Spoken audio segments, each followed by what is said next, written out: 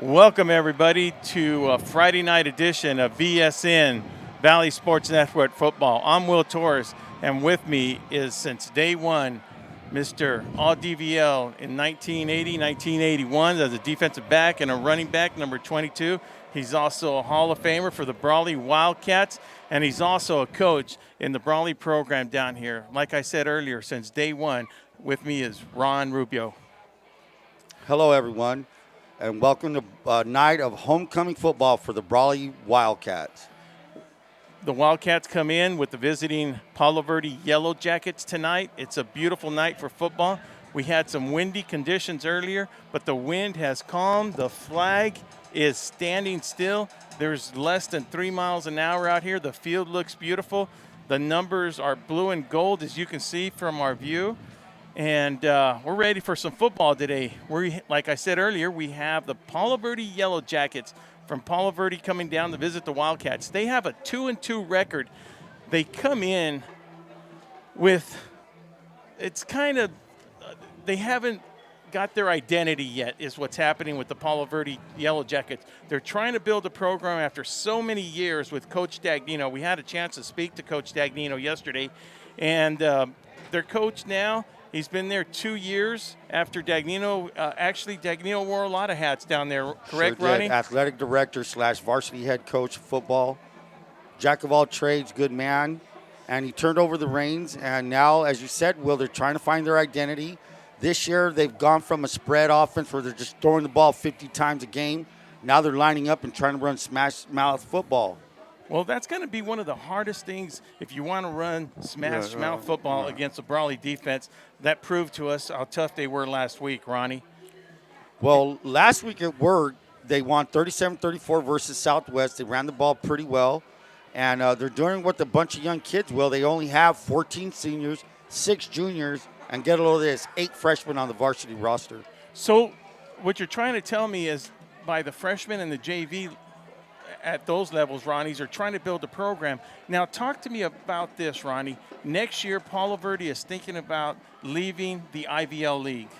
Well, you know, the high school, with the population that they have, it may be a great idea for them. They haven't been competitive in football as they'd like to be. I mean, if that were us, we'd be wanting to get out of the IVL, I think. Some of the things that are happening to them, and maybe they're more fit to playing teams like schools like Calapat, Holtville, which they've scheduled, I believe, this year. They played Holtville this year, I believe. Yes, And so, you know, these are the things that you have to do to try to build your program up, get the kids involved. As I said, they didn't have a freshman team, so the program is minus a freshman team. They have a frost soft. So that hasn't happened in quite a while. You know, what's been happening lately, Will, either when they do field a freshman team, when it comes time for league, they'll sometimes call during the week, hey, guess what? We have to cancel. We don't have enough players. So it's more of a lack of players than the travel time, Ronnie, is what you're trying to say? Yeah, I would say it is. Yes, it is. Well, but it's not a for sure thing. Am I correct, Ronnie? It's not a for sure thing. It's not a for sure thing. Because the issue that comes apart, they want to leave the football part of it, but they don't want to leave the softball, the baseball, the volleyball, and the girls' basketball and the boys' basketball. So there becomes issues where they're saying, hey, listen, if you're going to leave, you might as well leave all schools. And all sports, correct. Yeah. Because, you know, that's kind of like a conflict, scheduling conflict with all the other schools. You know, hey, well, we don't have you for football, but we have you for girls' volleyball. We have you for baseball. You know, so what gives? You know, what sports can you compete in? So I don't know if you can be, as you say, a la carte and pick and choose what division you want to be in at that time. Well, that's one of the things. Let's talk about a little history about Palo Verde. You know, when Dagnino was there, and Dagnino was there a long time, Ronnie. Long time. And he, at one time, I mean, that guy, he was one of the first to run and gun type of offense he had there, Ronnie, where, like, he was one of the leaders. Like I said, they were passing every down they could in football. And there was times where they used to give Brawley a little bit of run, man, back in the day. Well, okay, let's go back to 2004. Yeah. Wasn't he at Qualcomm with us? He was at Qualcomm. He played the game before the 2014. In fact, when Brawley traveled to Qualcomm for the championship game against Valley Center, of course, Brawley travels very heavily at the time, you know. And when we got there, we actually got there in the second quarter of the Palo Verde game. And so we sat on Palo Verde sidelines, and it was just, I still remember, we turned that stadium inside out. They've never seen so many people at the queue. And there's a lot of football players that still remember, and a lot of people in this town that still remember the lines going to Qualcomm on 2004. What a great experience. But yes, Ronnie, Palo Verde played there. Yeah, and the thing was, the same outcome was for both teams in the IVL that year.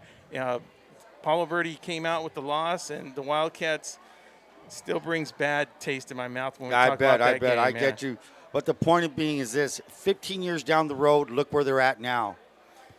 Minus Mr. Dagnino, they have a new coaching staff on their second year. They're trying to build up their program, and they've done, they've had some success.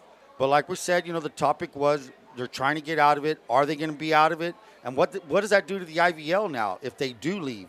Yeah, that's a very good question. I mean, the last thing I want to see, Ron, is a bye in the league game, and that's what could happen. We could end up with a bye because Imperial is playing some tough football as of late, Ronnie. I mean, they've been bringing it year after year after year. We're almost gonna. We're going to have to say it. It's the new rivalry, not just against Brawley, but against El Centro, Yeah, and, the Imperial Brawley game now, it's a big game every year now. Last week, it was a big show. We couldn't wait for that. We could not wait. I mean, we were like little kids for Christmas. Yeah. On Christmas Day, dude. We could not wait for that game to happen, and the teams didn't let us down. They did not let us down. No, we're going to talk about last week's stats, but first of all, man, I'd really like to thank everybody. It was our first shot at live video, and we killed it. I mean, Ronnie, thank you. Sarah, Joaquin, Jonathan, Gus, everybody. We nailed it. I mean, it was an awesome experience. We're still in the improving phase, correct, Ronnie? I mean, wow. I mean, we're hope you guys are happy. We had some good comments, and we would also like to, anybody listening outside of Imperial Valley, just send us a text on Facebook, and there's also a YouTube link right there. And just let us know where you're hearing tonight's game from. We'd really appreciate it to see where everybody's listening from the games at. So let's talk about last week's game stats. Like Ronnie mentioned earlier, Ronnie's going to give you a little summary about last week's game, and then I'll end it with some stats because Ronnie is probably the best guy when it comes to scouting a team. He has the memory when it comes to the football, the plays, and everything. So one of the great things that Ronnie does bring to the table, commentating with me, besides his play-by-play, is filtering a team and breaking it down. So let's talk a little bit about that Imperial game last week. Well, let's real quick summary. We jumped out to a 16-0 lead. We thought it was going to be an easy game. Now, we did not think it was going to be an easy game, but Brawley jumped out to a 16-0 lead. That was the score that we took into halftime. And then what happens after half? Imperial comes out, no huddle, and boom, before you know it, it's 16-7, and then we're in a dogfight. So the teams went back and forth. And, we came away with a victory, and that was the goal to do that. So if I can interrupt go you ahead. real No, quick, go ahead, bro. We're going to focus in, guys. We're having a little ceremony out there in the middle of the football field on the 50-yard line, and out there we have starting from our left to our right, we have Donnie Wharton. We have our AD halftime guest, Mr. Billy Brewer. We have famous Coach Cato. And gentleman that just raised his hand is Jim Skipper, of course, and Mr. Haley.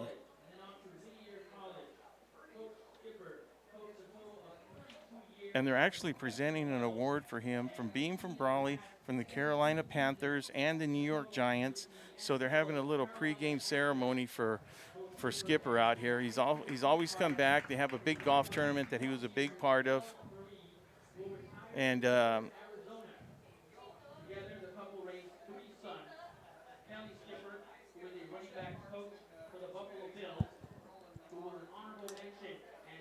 and I think the gentleman on far right, Ronnie, is one of his sons that was also a coach at Fresno State, is what it was. Kelly Ron. Skipper, maybe. Yeah, it might Kelly be Skipper. Kelly Skipper, yes.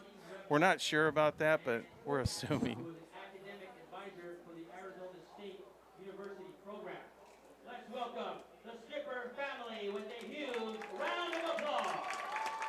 And if you didn't hear that, that's the Skipper family that came down. Brawley fans acknowledging the family. We would like to welcome the great mayor of Brawley, California, Donnie Wharton. Now it's Mr. Donnie Wharton. Everyone ready for some football? All right. Well, I can't think of a better way here to begin this evening.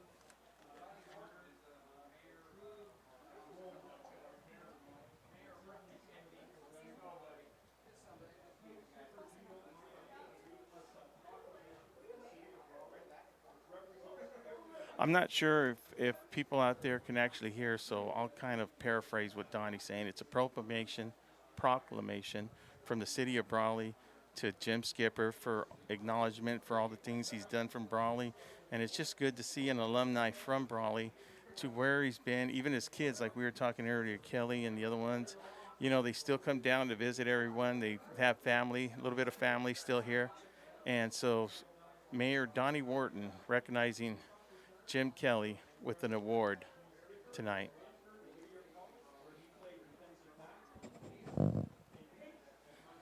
So I believe we're going to go straight to the national anthem. I just want to go over some stats from last week's game. I mean, for the people that saw it, it was just a fabulous, great game. And Brawley ended up winning 30-23 with Imperial in the last couple of minutes with a chance to either tie or go ahead, depending what happened, failed to score in the last 2 minutes. And Brawley having a sack to lose the ball on downs to end the game with a couple minutes left in the game. Heck of a good game. We had Ethan Gutierrez. He was 5 for 10, 128 yards, 1 touchdown. In the rushing department, Blake Craigbaum carried the ball 11 times for 141 yards.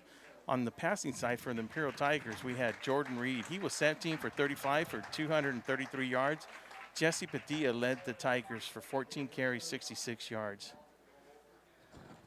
Also, total offense for the Imperial Tigers was 349.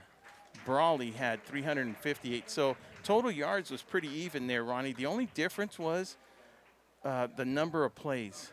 Imperial had 43, where Brawley had 67, and that was pretty impressive.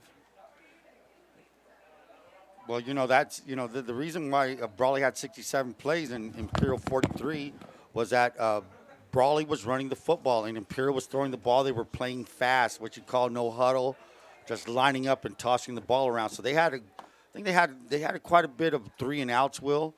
So that kind of that when you're playing that kind of football, if you're successful, you're going to have the ball a lot. But when you're not, you're going to be 3 and out. Like I said, Brawley had the ball on the ground.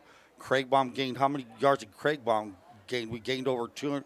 We gained over 141, yeah. He had 141 yards or something like that, and we had 220 total. So when you're pounding the ball like that, you're going to keep the clock. Yeah, the where we also led in the stats, Ronnie, which has been a big discussion here in Brawley when it comes to Coach Self and the referee association. Now, and this is not a critical bad part thing. It's just sometimes not everybody's going to agree on things. Right. But the discussion was Brawley ended up with 14 penalties for 130 yards, and Imperial had 5 penalties for 5 yards. And the thing about those penalties, I'm not going to sit here and discuss them, Ronnie. No, we're not. Whether they were the right call or not call. This ain't we're not really. I did have a chance to see them, and I think some of the things got settled, but it ended up being a good conversation when it came down talking about that discussion. But the thing what I want to get that did hurt, and whether there were penalties or not, the problem was, Ronnie, they came at bad timing. I mean, we were looking at a 1st and 10, and we get 9 yards. We're looking at a 2nd and 1, and then, I mean, we must have been called back on a penalty quite 3 times that affected us. Then next thing you know, you're looking at 2nd and 20, 2nd and 19. So it was timely penalties that really hurt us, Ronnie. And that's what happened to us all year long from game one at Gila Ridge. Yeah, I mean, we leave Yuma after horrible situations that we put ourselves in there, and it just didn't. We thought we would be able to come to Imperial Valley and adjust to the refereeing we had over here, which was good and stuff. And then it just didn't seem to happen for us. But that's just part of the game, and that's one of we're going to learn and we're going to go forward, and everybody's going to do their best just to adjust, because we have to. And some of those keys, Ronnie, on the targeting, it wasn't considered a targeting. What it was is, even Coach Self said, hey, listen, we need to wrap sometimes too when we're laying our wood down there. We need to start. I mean, he knows it, and he knows some of the things. So it was, like I said earlier, very good discussions that went on during the week to try to go over some things. Right now, we are looking at the Brawley Band, and we should be getting ready for our national anthem. Once again, beautiful uniforms with the pink feathers on top.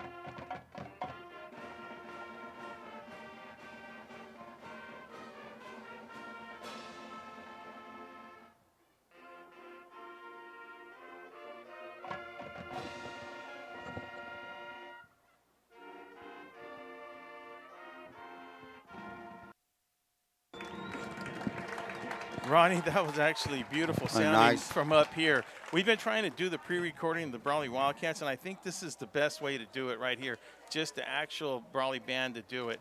Ronnie, in other games going on in Imperial Valley, we have the city championship going on down there, and you have the Central Spartans that are going to be visiting Southwest. Now, Central shouldn't have a problem with that team, but, that's a big hyped up game right there we got, Ronnie, man. It's going to be a tight game. My thinking is it's going to be an early tight game, with Central really taking over towards the end, Ron. Well, those kind of games, emotions are running high, and you're running off adrenaline. So you have a lot going for yourself. When you're the underdog like Southwest, you're going to fight, and then reality sets in. The physicality of the game, the experience that El Centro has over Southwest right now, that's going to kick in. And, good football teams find a way to get rid of opponents that way. They're going to put up a fight. It's like big brother versus little brother right now in El Centro. And an interesting twist on that game, Will, Rookie Pena is going against the man he used to work for. That's correct. The head coach of Southwest, which I'm sorry to say I don't know his name. It's John Hames. We got a chance to meet him. There we go. He is a fabulous guy. He's hear. a ball of energy, Ron. He fits. He's just your football guy. VSN had a chance to go and meet him. Ronnie, let me tell you, he's good for Southwest. He's just, his personality is good. I really like his attitude. So, like you said, that's Rookie's old head coach, right? Old head coach. So that's a little twist to it. The guy came all the way from Mayville, which is in the state of North Dakota. Yeah. From North Dakota. So they migrated back. Rookie came over here. And what does the guy do? He says, well, if Rookie can do it, maybe I can do it. And as you said, he's a ball of energy. That's what Southwest needs to rebuild that program, which was, 2 years removed from a state championship. Yeah, exactly. 2 years removed, it seemed like. So now we're going to talk about another game, Ron, and this game is going to be interesting. The reason it's going to be interesting, and Kerry Laguerra, the Imperial Tigers, after last week's game, within 3 minutes, he got his Tigers. They intercepted the ball in the end zone when Brawley was getting ready to score inside the 5-yard line, had a good run back. The time just ran out. They lost the ball on downs. But, Ronnie, what are some of the things that Imperial coach Kerry Laguerra has to get these boys to get up after last week's game? Because Calexico, is it the sleeper? I mean, is it? I mean, they scored a lot of points last week. And, could they be the team to actually put a little competition against Imperial? I'm going to say capital N, capital O, no. After losing a big, huge game like that, you lick your wounds Friday night, Saturday night, Sunday night, and guess what, man? Monday you come back to work. You got that opponent coming at you. The Bulldogs are in for a big, fight tonight. It's just like the Southwest El Central game. There's gonna be motion. They'll go back and forth for a few series, but I believe Imperial's gonna come away with a big win tonight. And Cary has to rebound. And like we were talking about before, Will, last week, whoever lost that game last week against Brawley and Imperial, they're gonna have to fight their way into the taking IVL. And speaking of Imperial Tigers, Ron, please pay attention. It should be the early part of next week as we watch the captains out in the field right now. Ronnie will identify him, but we're going to come out with a little bit of announcement. Brawley plays on a Thursday night next week at Southwest. And before that, VSN's going to come out with a little announcement that we're going to be pretty happy about, and I hope everybody else is, especially with what happened last week. Ronnie, let's go ahead and identify the captains we got out there right now. Okay, let's start out with number 78. That's our offensive lineman, Daniel Coloca, along with number 22, Adrian Chavez. And along next to Adrian is number 21, Damian Reyes. And then there's number 12, Nathan Torres. Well, that's one of the good things we got right now out in the field. We have the Wildcats winning the toss, and they elected to defer. Who's the white hat tonight, Will? That is Glenn Walker is the Okay, white hat. we got it. The rest of the referees, we have Nate. No, that's Nate Beacons on the Brawley side. Then we have Benny Carter in the middle. We got Jesse Jackson at the backfield. And then we should have Sean McLaughlin on the flank side, on Palo Verde side. So after this picture, we should be able to start the kickoff. And with the Palo Verde Jackets receiving the ball. And while we have a minute right now, Ron, I'd like to say a big old Wildcat fan that's feeling a little ill right now. Yeah, I know he's been a Wildcat fan. He's been talking to me the last couple of years. In fact, ever since I started announcing, he was kind of glad to hear that. So Jenny Benavides and Freddie Benavides. Freddie's feeling a little ill right now. So Freddie and Jenny, we wish Freddie a get well, and let's get ready for some football. I know he's out there listening to us. So let's get ready to play some Brawley football here, Ron. Let's do it. So we'd like to also say a thanks to a lot of people that have been supporting us lately. KC Welding with all your equipment needs, also with machine and tool rentals located in Brawley and El Centro. The Dom Team, your real estate company serving the Imperial Valley, including farmland, commercial, and industrial ground. With that said, now let's get ready for the kickoff here, Ron. Okay, kicking off for the Wildcats has been a great kicker for us all year long, and that's number 39, Xavier Paredia. Paredia will be kicking to the east goal line and deep to receive for Palo Verde. And it would be just our luck tonight, Will, that Palo Verde is wearing invisible numbers, it seems like. Yeah, as you can tell on the camera, guys, we're going to have a little bit of trouble reading the numbers on the back of their jerseys. So here's a kick. It's receiving. It's fumbled down, and it's picked up by Brawley. And no, it's not. Yes, it is. Well, it looked like Torres had a shot at it. The kick was received at the 20, advanced all the way up to the 45, and it looks like Palo Verde had enough time to jump on it. That's number 2. And number 2, believe it or not, you think we have freshmen on the team. We have one standout freshman. Palo Verde has 8, and that's number 2. So they got some good things from their underclassmen coming Marcus up.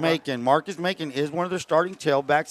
They run with 3 running backs. That's number 5 as well. Number 5 is Azik Gonzalez. You'll find him in the backfield. Now, Palo Verde's in an interesting set. They have that sniffer set. We've seen it in Cibola. And what makes it interesting, sniffer is going to be to the right. Here's a pitch. And he's going to go all the way up to the 44-yard line. So this is kind of a hard formation to get used to, Will, in the first few plays because they got all that power on one side. Yeah, and making the tackle is Craig Bonnet himself on that tackle to the right side, them running off the right side. And they were able to stop it, but Ron, I'm a little surprised. The Wildcats allowed them 4 yards on that carry. Well, it's going to take some getting used to. So here we go, H-back or sniffer back, whatever you want to call him. We prefer to call it a sniffer because he's up close. Here's a pitch, and we have a penalty on the play. So Looks like offsides may be against Brawley. Wow. That's the way to start the game. Second half of the game right there against Brawley. Did you see who that was on? I didn't see who jumped off sides, but it definitely is against Brawley. Not enough for a first down, so they're looking at a 2nd and 1 at the 49-yard line. They're 49, middle of the field.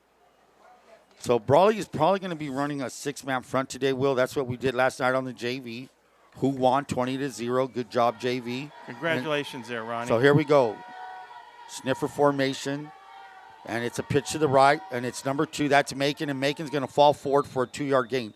Macon is a freshman running back. He's only 5'8", 180, though. That's kind of a good-sized kid, 180. Looks a little bit smaller in white uniform. Yeah. Now, Ronnie, that's enough also for a first down, as you can see. Ronnie, by running that 6-1 formation, are they in the gap, or do we have somebody on each side of the center? Well, sometimes what you want to do, you want to cover the guards and the tackles. So that means if they pull, you can just jam in the hole that they're in. So here we go, under center. Split formation. We got 2 receivers, the tosses, and that's what they're going to do all night. They're just going to toss that ball back to the running back, and actually, he's going to just find a hole. We're not going to say he's going to hit the 2-hole, the 4-hole, the 6-hole. He's just going to find daylight and hit it, and that's what Macon just did right now for a gain of 3 yards. So now the ball's at the Brawley 47, middle of the field, Will. So we're actually playing cautious because this is what we used to run with the 6-2 defense. That's right. When it was inside the 20-yard line, like a goal line stance, correct, Ronnie? Exactly right. And out of this 6-man front, you could jump into our goal line, which you line up in the gaps. Looks like Brawley's head up, under center again. Look at that sniffer. He's right close to that quarterback. Pitch back. He's going to go to his left.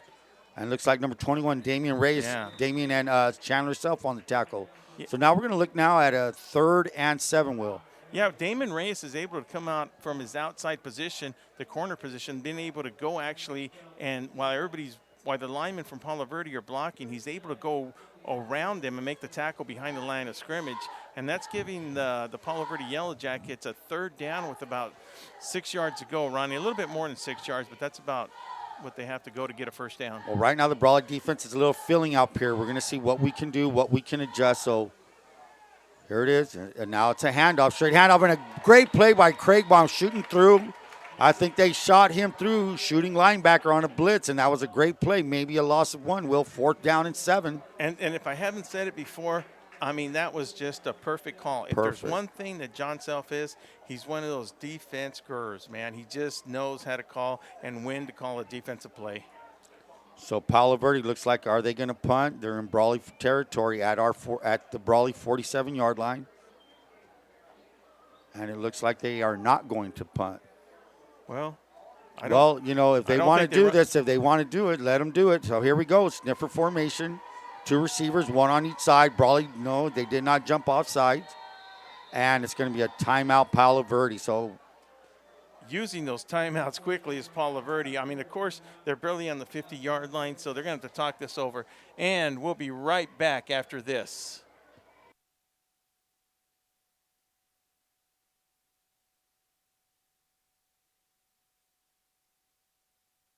KC Welding and Rental Farm Supply, located in Brawley and El Centro. Connie Stokely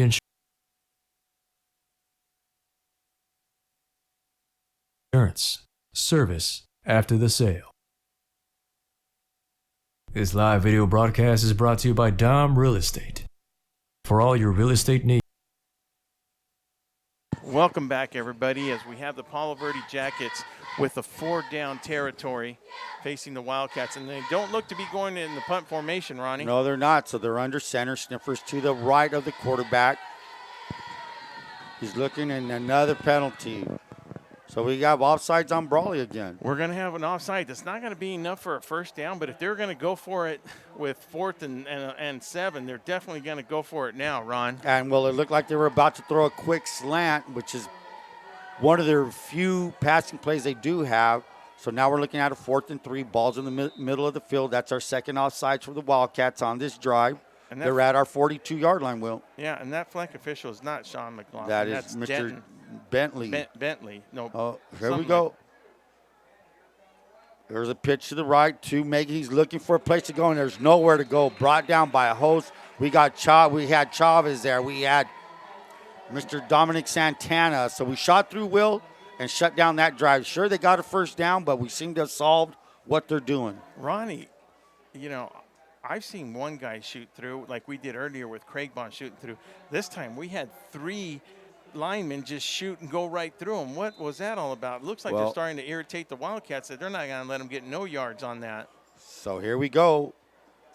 Ball's on our 46-yard line. Gutierrez is bringing them up. We're going to be in shotgun formation. We have trips to the right, 1 single to the left. Craig Baum lone back. Let's see what the freshman quarterback has in holding for us tonight. Looks like we have offsides on the Palo Verde Jackets. Yeah, that's going to be an offside, making for a 5-yard penalty, making it first down and 5 yards to go. Brawley is shotgun formation. Ronnie, does that surprise you? Not really. You know, we've been starting out in different formations every week. So right now we're starting in trips. We're going to spread them out, and let's see what Gutierrez can do. Shotgun formation to give is to Craig Baum. Craig Baum out to the left. He's at the 45. He's at the 40. He's at the 30. He's at the 20. He's cutting back. He's at the 15. He's at the 10. He's at the 5, and he's walking in. Touchdown, Brawley. Touchdown, Wildcats. Not only was he able to get all the yardage himself, he had 2 lead blockers, one on about the 15-yard line, then he was able to cut back and cross the goal line for a touchdown. Craig Baum on the second play of the game. Well, actually, it wasn't even the second play. Our first play was our first play from scrimmage for the Wildcats, so we'll take that. Paredes set to kick. This is the kind of start that Brawley wanted to do. This is the kind of start that we should do. Paredes set to kick. He's been good all year, and he makes it right through the middle. So, with 8:09 remaining in the first quarter, the Brawley Wildcats 7, Palo Verde Yellow Jackets 0. And we'll be right back after this. Contact Doug or Andrew with the Dom Real Estate Company. Farmers know good dirt. Doug knows all the dirt. Desert RV Service for all your trailer supply needs. Reach out to Elms Equipment for all your heavy equipment needs. With locations in Brawley, El Centro, and Indio, California. Welcome back, everybody. And we'd like to throw a big old shout out to some of our people that have really supported us down today. Radfin at Driscoll's, your one-stop shop for tackle and apparel. Elms Equipment for all your heavy equipment needs, located in Brawley, El Centro, and Indio. Desert RV, go visit Joe for all your off-road and trailer needs. And then we have Vesey Farms, since 1923, supporting all Imperial Valley Scholar athletes. And our dear friends at Garcia and Pierce, certified public accountants, supporting your Brawley Wildcats. Ronnie, here we go with the kickoff now. Xavier Paredes set to kick. And he kicks it into the right-hand corner. That's a 10, 20.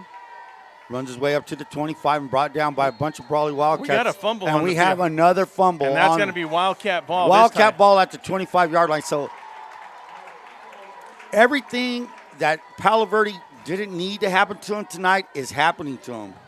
There's a feeling in the air right now, Ronnie. I mean, how would you describe it?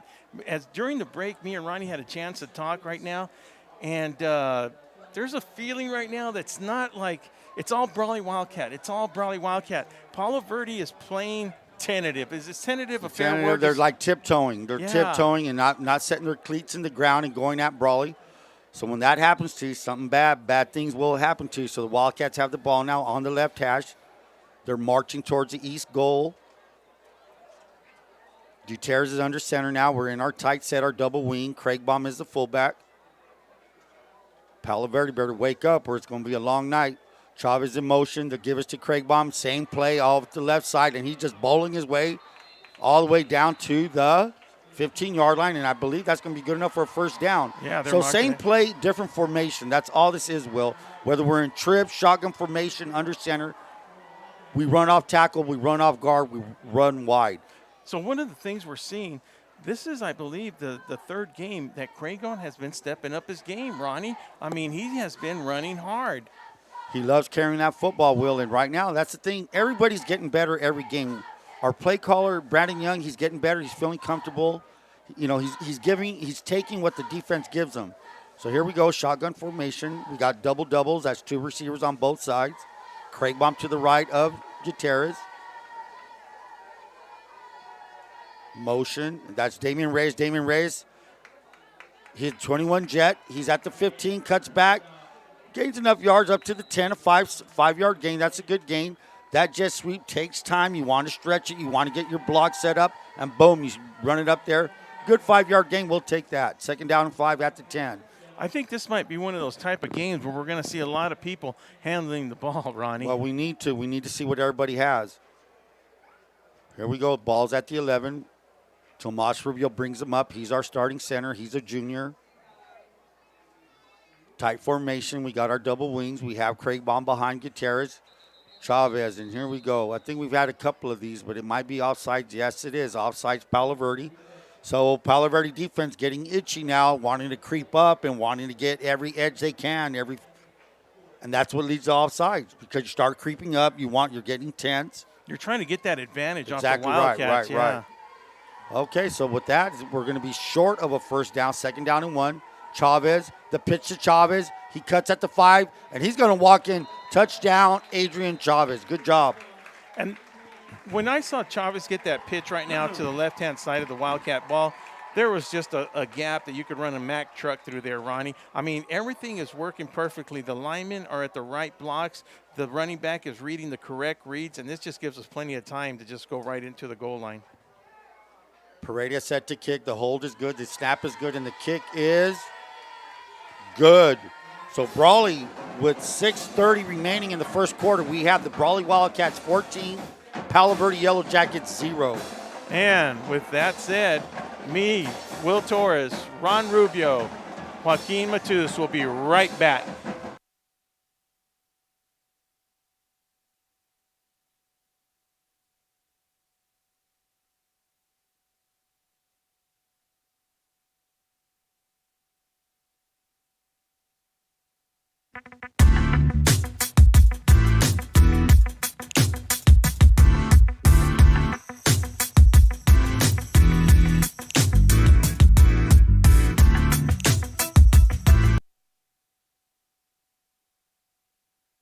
Welcome back, everybody. Will Torres with play-by-play Brawley Wildcat alumni Ron Rubio here at Warren Field tonight, where we have the Wildcats leading with the score of 14-0 against the Palo Verde Yellow Jackets.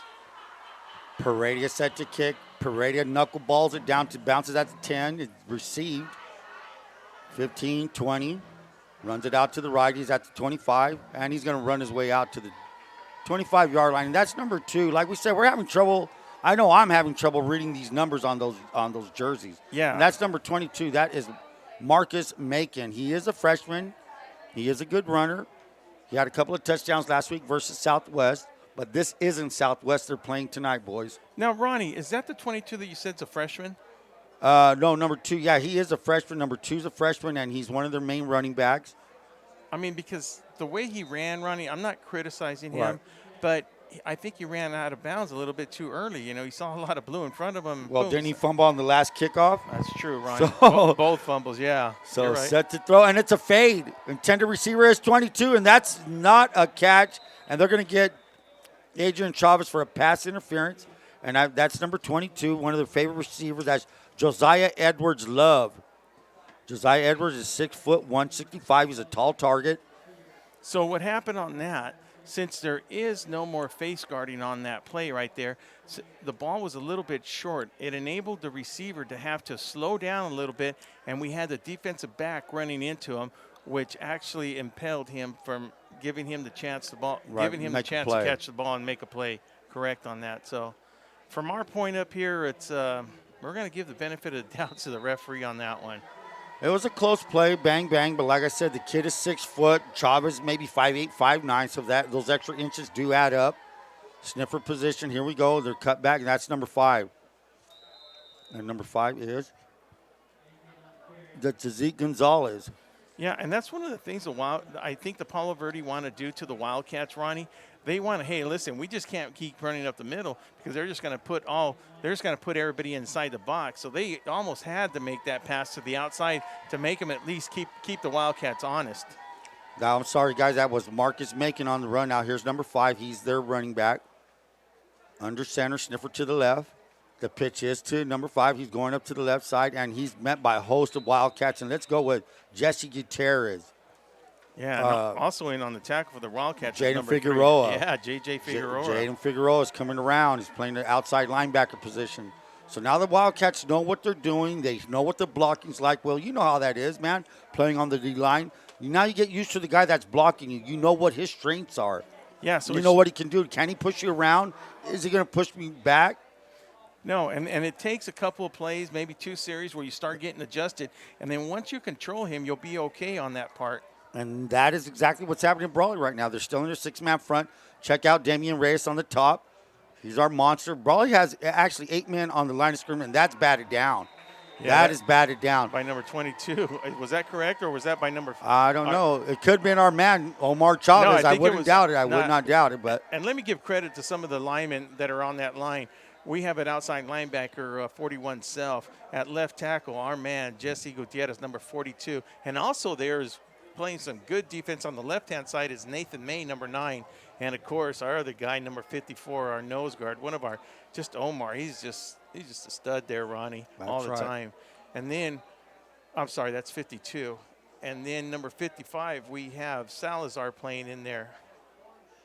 Here's a punt. No, it's a fake. Now he's going to get rid of it. Nice adjustment by the Palo Verde kicker. A little rugby style there.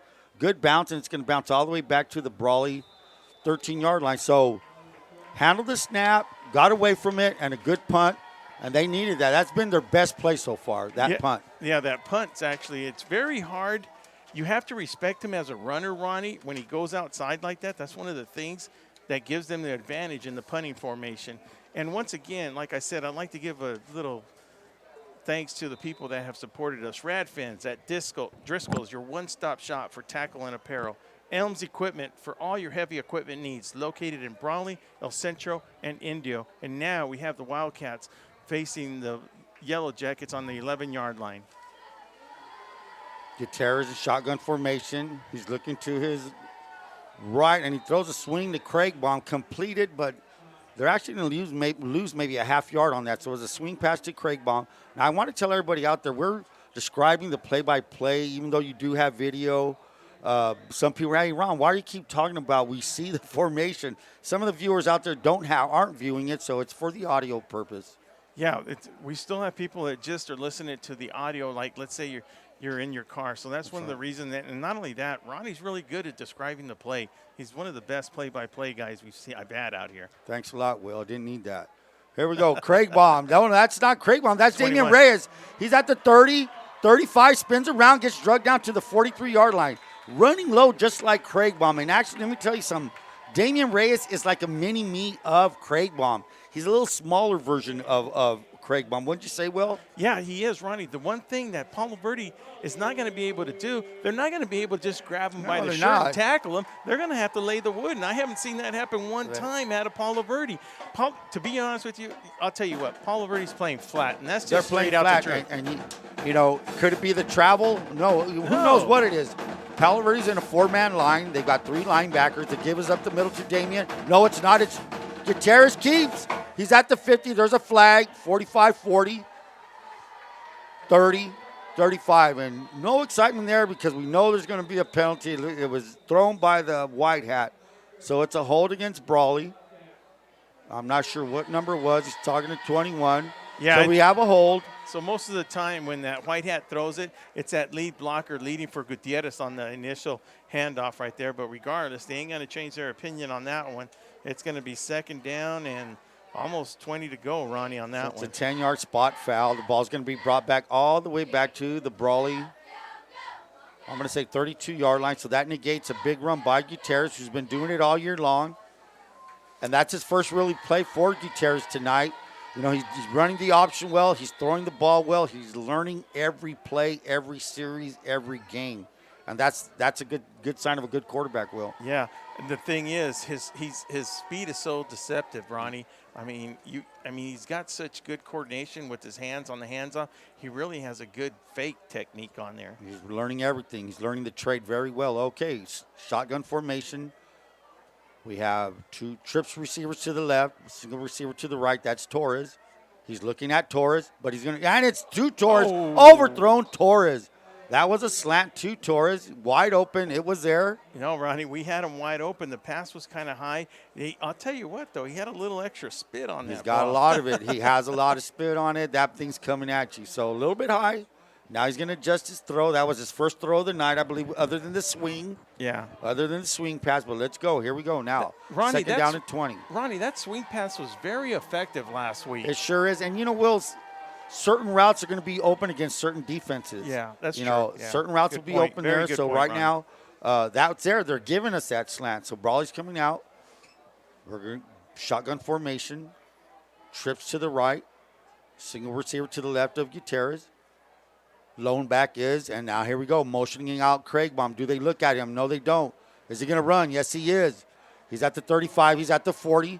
Picks up a block by Damian Reyes. He's at the 50. He's at the 40. He cuts back, and he's going to slide down at the 36. Nice. Let me say something about that, Ronnie. ahead. I go, please go out of bounds, please. And then he goes and he cuts inside. The smart thing he did, though, Ronnie, then he slid. That slid. is a sign of a smart quarterback. And there, let me tell Ronnie. you, there's a couple of kids, I'm going to say number 44, that laid off blocks. that were clean. They just laid off blocks. You know, they just let him go, let the runner go. Yeah. So that was a good run. Like I said, Gutierrez is smart. He knows when not to throw the ball, and he has good feet. He's got decent speed for a freshman. Ball's at the 42. No, make that the 38-yard line of. Check that, 37-yard line of the Palo Verde Yellow Jackets. Shotgun formation. We have movement by the defensive line. Gutierrez in shotgun. He's looking, he throws. That's Craigbaum. He's at the 35. He's at the 30, and he's going to bull his way down to the 25. No, First down. They made Brawley. contact with him when he was still a yard short of a first down, Ronnie. The rest of it, for being he's not a big, tall man, but I'll tell you what, when that body's going forward, he's just like a Jay Platt back in the day. You're not going to be able to stop Craigbaum right here. He's going to get those 2-3 yards after touch carries.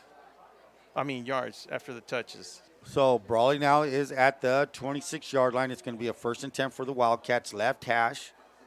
Trips receiver to the left. Single receiver to the right. And I think they're going to come back to Torres over here. Here's a post. He's looking. He's There looking. he is. He's scrambling. He's still open. He Torres cuts is back to his left, and he tosses it wide open. And that is Damian Reyes. Smart move by the receivers. They saw the quarterback in trouble. Scramble drill. Find a place where he could see you. Boom. They shoot it to him. Where are we at, Will? 4-yard line. 4-yard line. The interesting thing about that right there, besides smart move quarterback, he must have did 2 360s on there. Obviously he was just locked in on Torres that broke open late after he made his 360, but was able to find and not panic and find that open receiver on the left-hand side of the field towards the Palo Verde side. 1st and goal for the Wildcats. They're at the 4-yard line of the Yellow Jackets. Left hash. We're in our tight set under center. Single back is Craigbaum, number 44. To give us to Craigbaum off the left tackle, and he's just going to walk in untouched. And that's a touchdown for Brawley. 4-yard touchdown. 55 seconds remaining in the first quarter. Brawley with 3 touchdowns already. Yeah, and they're just controlling this ball game. And we're still in the 4th quarter, ladies and gentlemen, with 55 seconds left. And Brawley is just taking total domination of this game right here early, too. Paredes set to kick. The snap is good. The hold is good. The kick is up, and it is good right down the middle. So Mr. Paredes makes it a Brawley Wildcats 21. Palo Verde Yellow Jackets 0. 55 seconds remaining in the first quarter. Well, with that said, I would just, it's not early enough. I think the Wildcats need to. I don't want to imply what the Wildcats need to do, but we're going to start seeing a little imagination come out of the Wildcats, I think, there, Ronnie. Well, the thing is, we've started out fast before. This is what our 7th game of the year. And if you guys saw last week's game, they were just so aggressive. The Wildcats were just so aggressive. Now, like me and Ronnie had said earlier, we are watching a Palo Verde team that is really flat. And then right now in the first quarter, with the score being 21-0, there's nothing that they can do right now that can stop these Wildcats. it's going to be one of those games where, hey, let's play some Wildcat ball and leave healthy. Let's just go and go. Keep the metal on the pedal, baby, and just truck on. So great kick by Parade. Kicks it all the way to the end zone. They will take over at their 20-yard line. Excellent kick. And that's a design play because we will see Pareda sometimes self-ask him. He'll play some, hey, listen, I want the ball kicked on the 15-yard line on this side of the hash mark. There's spots that Coach Cato was telling me this is where I tell him to kick it. And it seems to always work in the Wildcat favors where the first two kickoffs were good for fumbles. We didn't recover one of them, but we recovered the second one. So Palo Verde is going to start on their own 20. They're going to start on the left hash, their left hash. And a big shout out to Big Mac McClanahan all the way from Denver, Colorado. Mr. McClanahan. Big Mac, we appreciate it, buddy. We hope to see you down here for that Hall of Fame one day, buddy. I'm telling you. Hopefully this year. Here we go. Sniffer to the left. Tight formation. The pitch is to. Can't see his number now. Brought down by the Wildcats. And that's what I like about Brawley right now. There's not one guy tackling. There's 2-3 guys on that ball carrier at all times. Nah, these guys are just the gang tackling. But you know what, Ronnie? I've always believed that that Wildcats always had that. They were just a gang tackling team, man. I mean, we've always been known for that. We're hard hitters. And I'll tell you one thing we were never known for is our defensive backs being big. But I'll tell you what they were. They were big hitters. They just love to lay that wood, man. Okay, here we go. And what's interesting, as you can see, look at our line. It's a 6-man front. One of our linebackers, or now we got Damian Reyes inching up. Single back. Looks like one of the pulling guards ran into the quarterback, and we have that's number 6, JJ Gutierrez, linebacker. JJ Gutierrez on the tackle. Good tackle by JJ Gutierrez. In to help him on that was Nathan Torres in there. You know, one thing, the other thing the Wildcat, and that's the end of the first quarter. One of the things that the Wildcats do, Ronnie, they'll grab you. And they'll hold you up. And they don't mean to hold you up on purpose, but you better go down or you better protect yourself at all times because those defensive backs are coming in, and they're coming in hard. So with the score 21-0, the Wildcats leading into the first quarter. We'll be right back.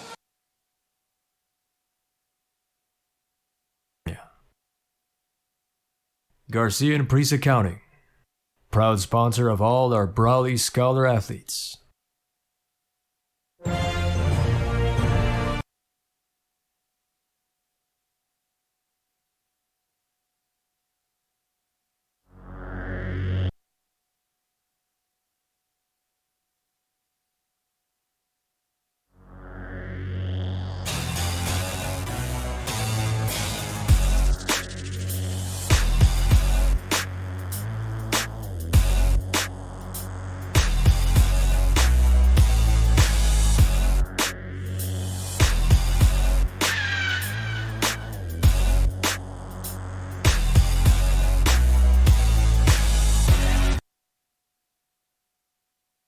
Welcome back, everybody, here. And the interesting thing about this, Ronnie, is we're looking at with the Wildcats, 3rd down. And is that a 5-yard line? 3rd and 5, 3rd and 5.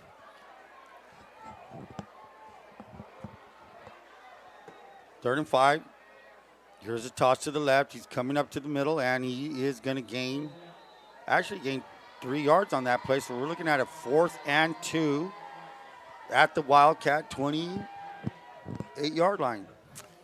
And we plan to give you some updates for the city championship down there at Southwest with the Central Spartans are visiting the Southwest Eagles.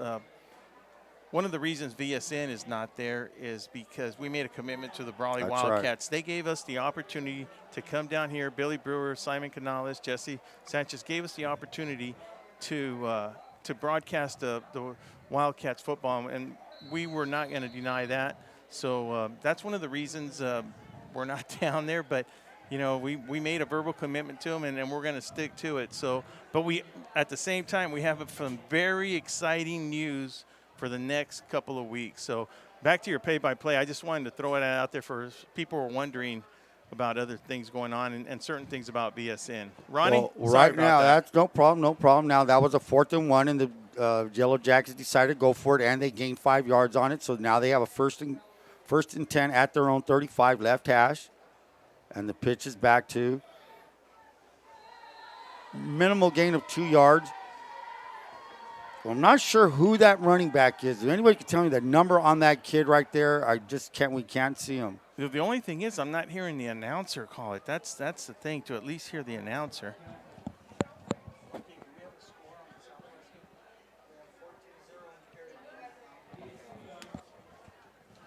Right now, the only score we have is 14-0 with Imperial leading the Calexico Bulldogs. Okay, here we go. 2nd down and 8.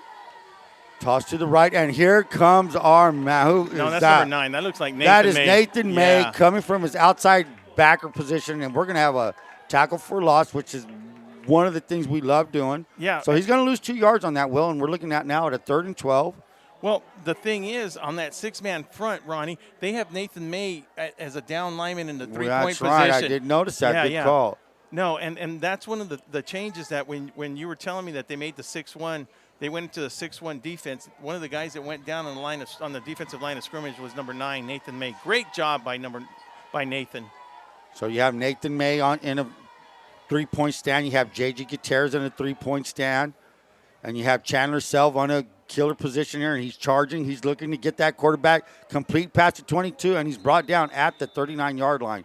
Gain of a couple of yards. Yeah, gain of a couple of yards, but we're going to allow him to do that underneath there. We're going to make him throw because I believe that our defensive backs, Ronnie, are quick enough to make that play right there. Now, if you notice, as soon as he made that catch, Ronnie, boom, man, Chavez was right on him right there, Ronnie. So, that's what the Rockets are going to do. Give him that short. Don't let him make that first down. So that's a 4th down now. It's a 4th down play. That was Josiah Edwards-Love on the reception. Back to receive for the Wildcats is Torres is standing at his 25. The kick is up. It's nice punt, and it's going to angle off. And let's see where they spot that at. And I made a mistake, Ronnie. I said it was Chavez, but it was 21, Damian Reyes. Damian Reyes, that's fine. So the kick went out of bounds at the Brawley 40-yard line. So not much of a gain, Will, off of that. Maybe a 20-yard punt net. Yeah, and, well, at least they put the Wildcats a little bit further because it doesn't matter where they're placing the ball. The Wildcats seem to be just running all over the Palo Verde Yellow Jackets. Now, Ron, I do believe Coach Self is not going to take his foot off the pedal. No, you're not. Right now. You're not going to, Will, because it's 21-0. There's eight minutes left in the second quarter. And, we're going to try to play our football. You're not going to lay down. That's kind of the things that's how football is. You're going to keep grinding and grinding and grinding. And it's not like we have a lot of time to hard hit to have live practice on during the practice time either, right, Ronnie? That's right. What I like to see is Gutierrez throw the ball a little bit right here. And he looks like he's scrambling. He's running. He's going to decide to tuck it in. Cuts back. And he fumbles the ball. Brought down. The ball could be covered by Palo Verde. At the 50-yard line. At the 50. Well, these are the things we need to work on right now, I think. We're got a handle on the game right now as it is, 21-0 with 8:40 remaining. Let's let Gutierrez sling it a little bit.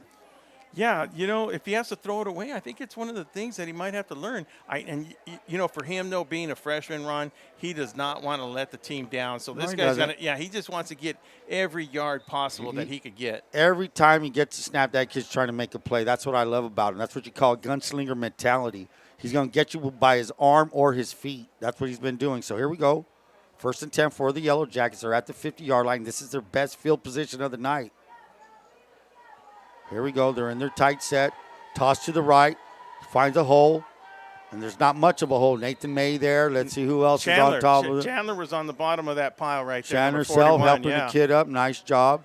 Now, that's one thing about Chandler. That kid is so aggressive, Ronnie. I mean, we cannot – he had a couple of penalties that he's not happy he committed, but – I talked to him yesterday, Ron, and the first thing I told him, don't let up. You got to keep playing your style of football. It's just got to be in a controlled situation. There you go, controlled manner. 2nd down and 9. Ball's in the middle of the field.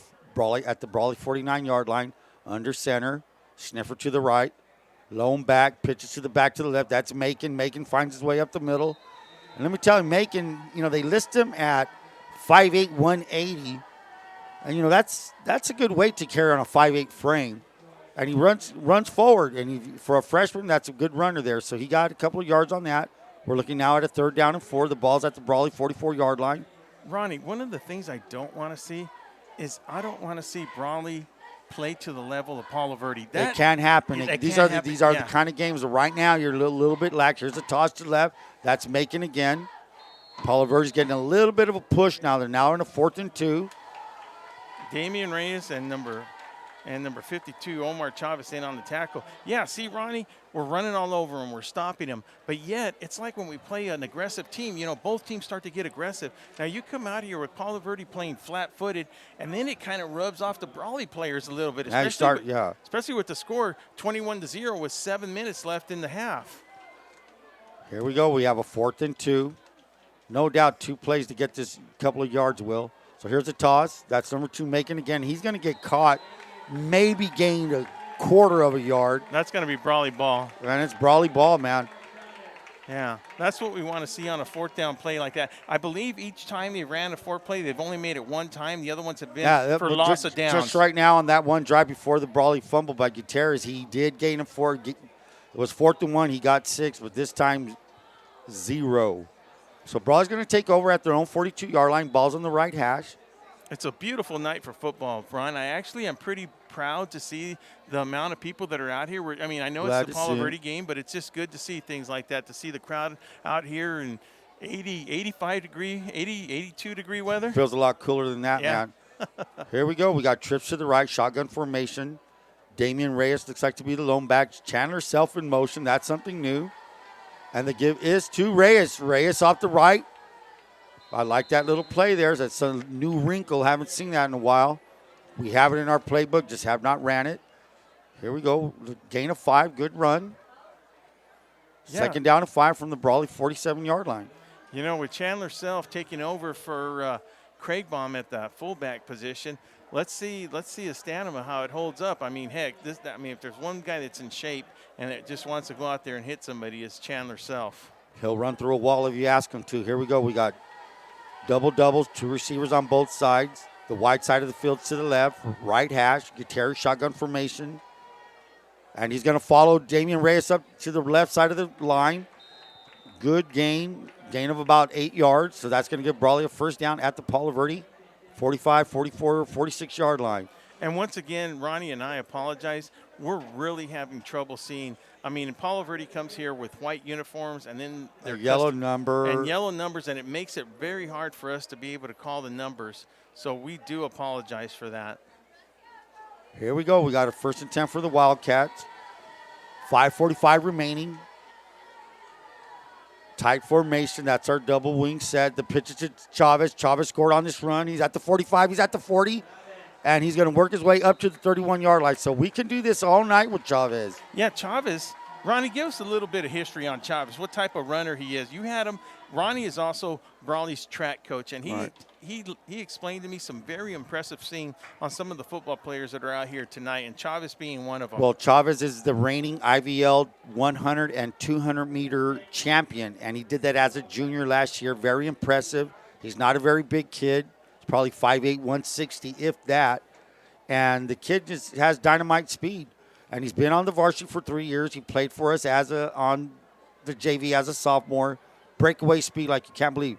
Trips to the right, shotgun formation. He's looking for Torres, and he's going to be sacked and it's stripped. And it's the same formation. You have trips to the right, Torres single receiver to the left, and they're looking for him. He's got to get rid of it a lot quicker. Yeah. So, we have a strip. No loss. That's the 2nd time we've had that tonight. So these are the things. I'm happy we're working on the passing game, Will. Why? Yeah. We're going to need it.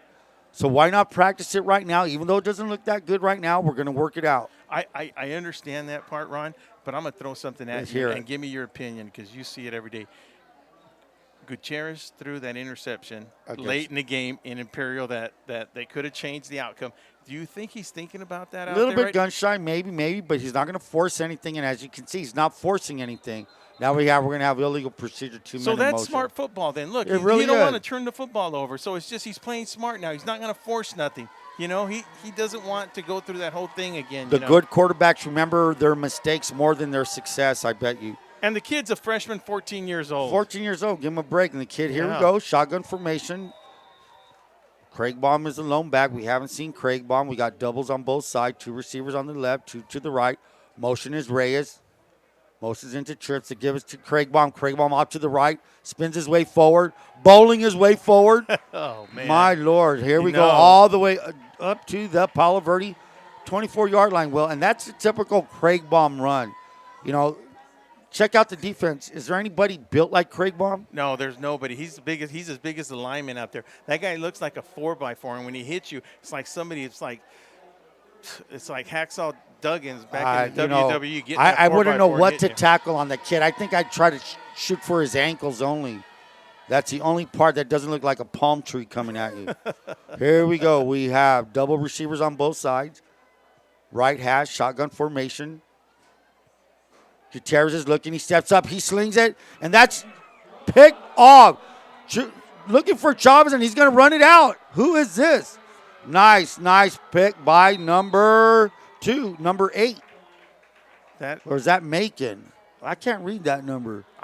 It looks like 8, Ronnie. I'm going to give that to Devin Ramirez. Devin Ramirez. Senior, 5'7", 135. He had made the pick, ran it out all the way to the 27-yard. So good play by Ramirez. I don't mind that, Ronnie. I don't mind it at yeah, all I don't either. mind it either. You know, this is what we want to do. Taking our shots. Let's take some our shots. Yeah, he'll learn from this. That's okay. The good. We have Charlie Alcantar coming over here and giving us a good. Everybody has entitled to their opinion, but here we go. That was a good play call right there. Great pick, great play. Okay, with the timeout there. We have a timeout, and with 3:06 left in the half, with the score 21-0, we'll be right back.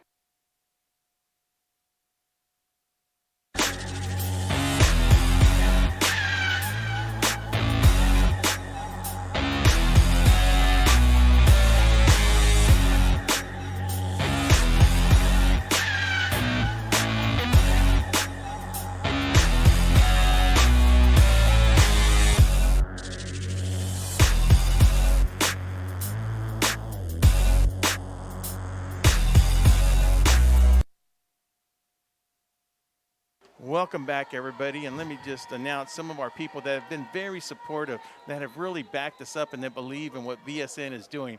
Radfin at Driscoll's, your one-stop shop for tackle and apparel. Elms Equipment for all your heavy equipment needs, located in Brawley, El Centro, and Indio. Desert RV for all your off-road and trailer supply. Go see Joe. He'll help you out. Bessie Farms, since 1923, supporting all Imperial Valley Scholar athletes. Garcia and Priest, certified public accountants, supporting your Brawley Wildcats. Here we go. Toss to the left. And it looks like you're going to fall forward for maybe a 6-yard gain. So we're going to have a 2nd down and 4 for the Yellow Jackets, who have had some successful running plays against Brawley. But like I said, I think Brawley's figured out this offense. Didn't take them too long to do it. 2:45 remaining in the first quarter. 21-0 Brawley. Ball is now at the Yellow Jacket 32-yard line. It is now a 2nd down and 5. I'm going to have to agree with Ronnie on this, guys. You know, he knows Self's pretty good. He's not going to take that foot off the pedal right now. No, we're not. No. Here we go. Under center of the pitch to number 2. That is Macon. Our linemen no are just gain. too quick. Our defensive linemen are just too quick to get in there. That was on the right side, number 6. Is that number 6? That's J.J. Gutierrez. That's They have J.J. J.J. Gutierrez, Gutierrez yeah. down. You know, he's usually our linebacker, inside linebacker. But in this 6-man front, they drop him down. Him and Nathan May are the ones, 2 guys that were stand-up. But you got an inside backer playing a 3, you know, in a 3-point stance. Very good defensive job by Coach Self there. Here we go. Check it out. There's nobody spread out. So even all our DBs are up on the line. Deepest man is Torres.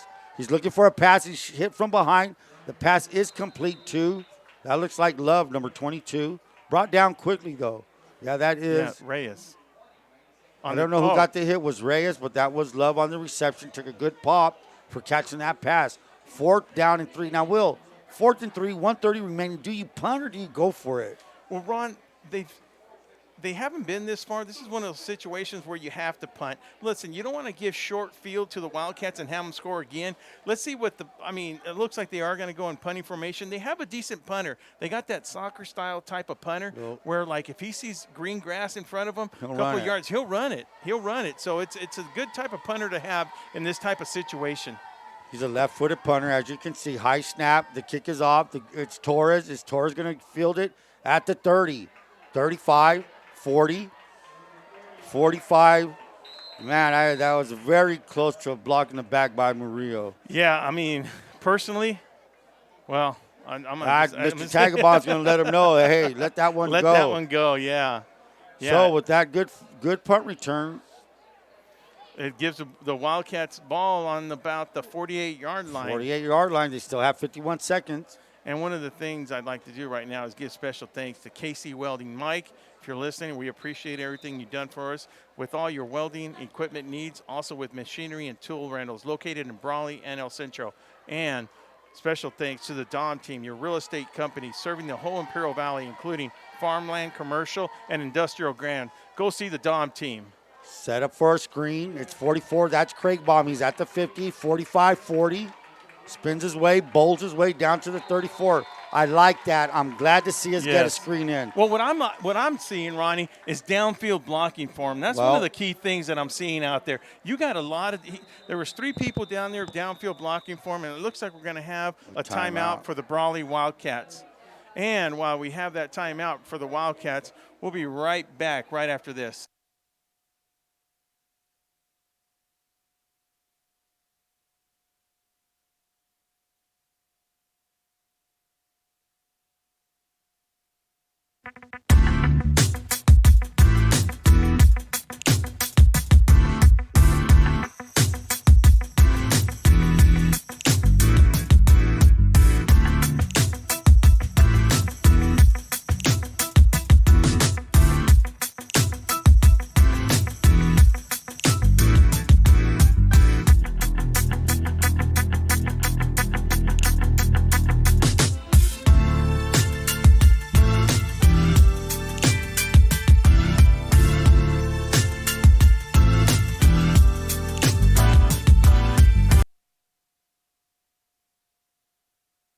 Welcome back, everybody, and thank you for joining us. Please let us know if you're outside Imperial Valley. Let us know where you're listening to this broadcast from, and let us know how we're doing. We'd really appreciate that. So, with your play-by-play, my main man right here, Ron Rubio. Here we go. Ball's on the 35-yard line for the Wildcats. Good first down play with the screen. Shotgun formation, double receivers on both sides. Gutierrez looking right, steps up. Is he going to run? Is he going to throw? They're wide open. And that is Damian Reyes. And Damian Reyes can catch and he can run all the way to the 15-yard line. Damian is just finding a spot, sits down, Gutierrez, boom. Completed pass, and I like that a lot. Self is waiting to see till they start the clock to see what happens. There's 31.3 seconds left in the game. Now, after the ball was inbounds, so did they call that out of bounds, Ronnie? I think they believe they had to have called it out of bounds. Yeah, because are going to be placed. Yeah, because he's not going to call a timeout. So with 31 seconds to go, I believe the Wildcats have one timeout left. Let's see what Brandon Young and Coach Self call on this series right here. Okay, ball's on the right hash. We have 2 receivers to both sides. Craig Baum's in the backfield. Gutierrez in shotgun formation. He's looking to his left. He's stepping up. He slings it. That is Chavez, and he's brought down at the 12. And Brawley did have a timeout left. Yeah, and now we're going to have a timeout by the Brawley Wildcats with 24 seconds to play, and the Wildcats leading 21-0. I believe it's second down. I believe they can run a play. And a running play? No, I believe they can make a passing play because they can throw it out of bounds. Self isn't scared to kick a field goal right here. He'll take the field goals too. Hey, we made one last week. Yeah. But what I like right now, Will, this is kind of the kind of games where you practice situational football. What happens in the bell game is 24 seconds, and we're at the 10-yard line knocking on the door. What plays do we have? Yeah, no, this is that's perfect situation. That's what I like to see. That's when you start, okay, it's a mismatch right now. It's 21-0. But the Wildcats right now, when they're in this position in the bell game, what are we going to do? Let's practice something that might be effective for the Bell game. Yeah. And, I'm not saying that we're overlooking the other guys, but really, in reality, these are the kind of moments that you use for your future big games. Yeah, like if he's not open, throw it out of bounds, there you and go. then we'll kick it. We'll kick it. I mean, I think Points we are have points. we have the confidence to stop him, so we'll be okay. So here we go. We have now a 2nd down and 7. Shotgun formation, trips to the right. Basically, with Craig Baum on the right side, makes it a trip. He's looking to the right, and it's knocked down. Good play. And that's a tall young man there. That's number 50, I believe. Yeah, Or and 51. I wish I had all these right numbers. I could give these numbers. But he's a typical Palo Verde built kid, right? Well, we were talking about Yeah. it during one. They're tall, they're lanky. Yeah, that's they look funny. super big in uniforms. we've never, me and Ronnie, when we were watching him warm up before the pregame, we noticed something that me and Ronnie have noticed for over the years. In Palo Verde, they always end up with a couple tall, lanky receivers and defensive ends. They just always seem to do that, Ronnie. That's Right, kind of how they that's build how them they're over built. there. That's why they have a good basketball team every year. So we have doubles on both sides, shotgun formation, 21 seconds left. Craig Baum is the lone back. Gutierrez receives it. He throws it. Little out pattern. The intended receiver was Torres. A little bit not overthrown, but thrown too much to the right. So that's okay. We try to throw our way in. 17.9 seconds remaining. And this is another situation. Paredia. Let's see, can he kick this field goal? The ball's on the left hash. He is a left-footed kicker. And this is fine. We have 21 points. Let's get 3. And Paredia, believe me, you could kick field goals all day long in practice. Nobody rushing you. Not a game situation. This is what you need to get better at it. So the ball's going to be placed at the 18-yard line. That makes it a 28-yard field goal. The snap, the hold is by Torres. The kick is up, and 0.9 seconds remaining. Brawley Wildcats 24, Palo Verde Yellow Jackets 0. Yeah, and one of the people that's listening out there is my good buddy, Mr. Gary White. Mr. Gary White moved to Oklahoma. That's what I heard. That's what I heard. Good Yeah, for Mr. Gary. Gary. So now he's a Sooner, huh? He's gonna. Well, I don't know if he's gonna be a Sooner. I know right now he's a Brawley Wildcat. So Good he's for him. listening Tonight to he's a Wildcat. Good to tonight hear. he's a Wildcat. Say Thank hi you to Dorothy for me, Gary. Yeah, both good people, and they both decided to retire here. They sold their home, moved to Oklahoma, and I'm just glad for him. He was my white hat, and a lot of respect for that man. A lot of great years of refereeing for the Imperial Valley. Good job, Gary. Ronnie, I don't know if I told you, but we're going to have Billy Brewer up here. This will be the first time we have Billy Brewer, and it's one of those deals where I want to give thanks to Billy. And he had a lot to do. Well-deserved. Yeah, it's a well-deserved thanks for what he's done for VSN and us and me especially, and really helped out get this whole thing going. We're really appreciative for that. So we're going to have him as our halftime guest. Paredia set to kick. And it's a little poocher, and it's going to be received at the 30, 35, and brought down at 37. So a 7-yard gain after the reception, well covered by the Brawley kickoff team. For 7 yards, Ronnie, I would have called a fair catch. Yeah, I wouldn't want to face those Wildcats on that one. Nathan May, part of the gang, that tackled him. And let me tell you something, I'm very proud of Nathan May. We had him as a JV quarterback last year. Everybody thought, why do you have Nathan May at quarterback? Why? He's close to 6 foot. He's smart. Never played quarterback in his life, and he proved a lot of naysayers wrong. He had a great year for us last year. Now he's developed into a great outside linebacker. Good kid, Nathan May. Good job. He's a playmaker, He's Ronnie. a playmaker, man. He's a shining star right now. Now he's in a 3-point stance, 6-man line for the Wildcats. I like Chandler Self's stance right now. It's bomb. And here's the fade to the left. Cuts back. He's open, and Chavez tries to ring him down. Cannot. So, hey, a little fade to the left. That's fine. 7.5 seconds remaining. Like I said, it's tough. I was a short DB. I never grew. And when you're facing guys that are 6 foot and over, athletic, 7 they're seconds going to get some of those catches on you. Yeah, we're going to let them keep that inside as long as we keep them in bounds. Yeah, there right you go. now. Kept them in bounds.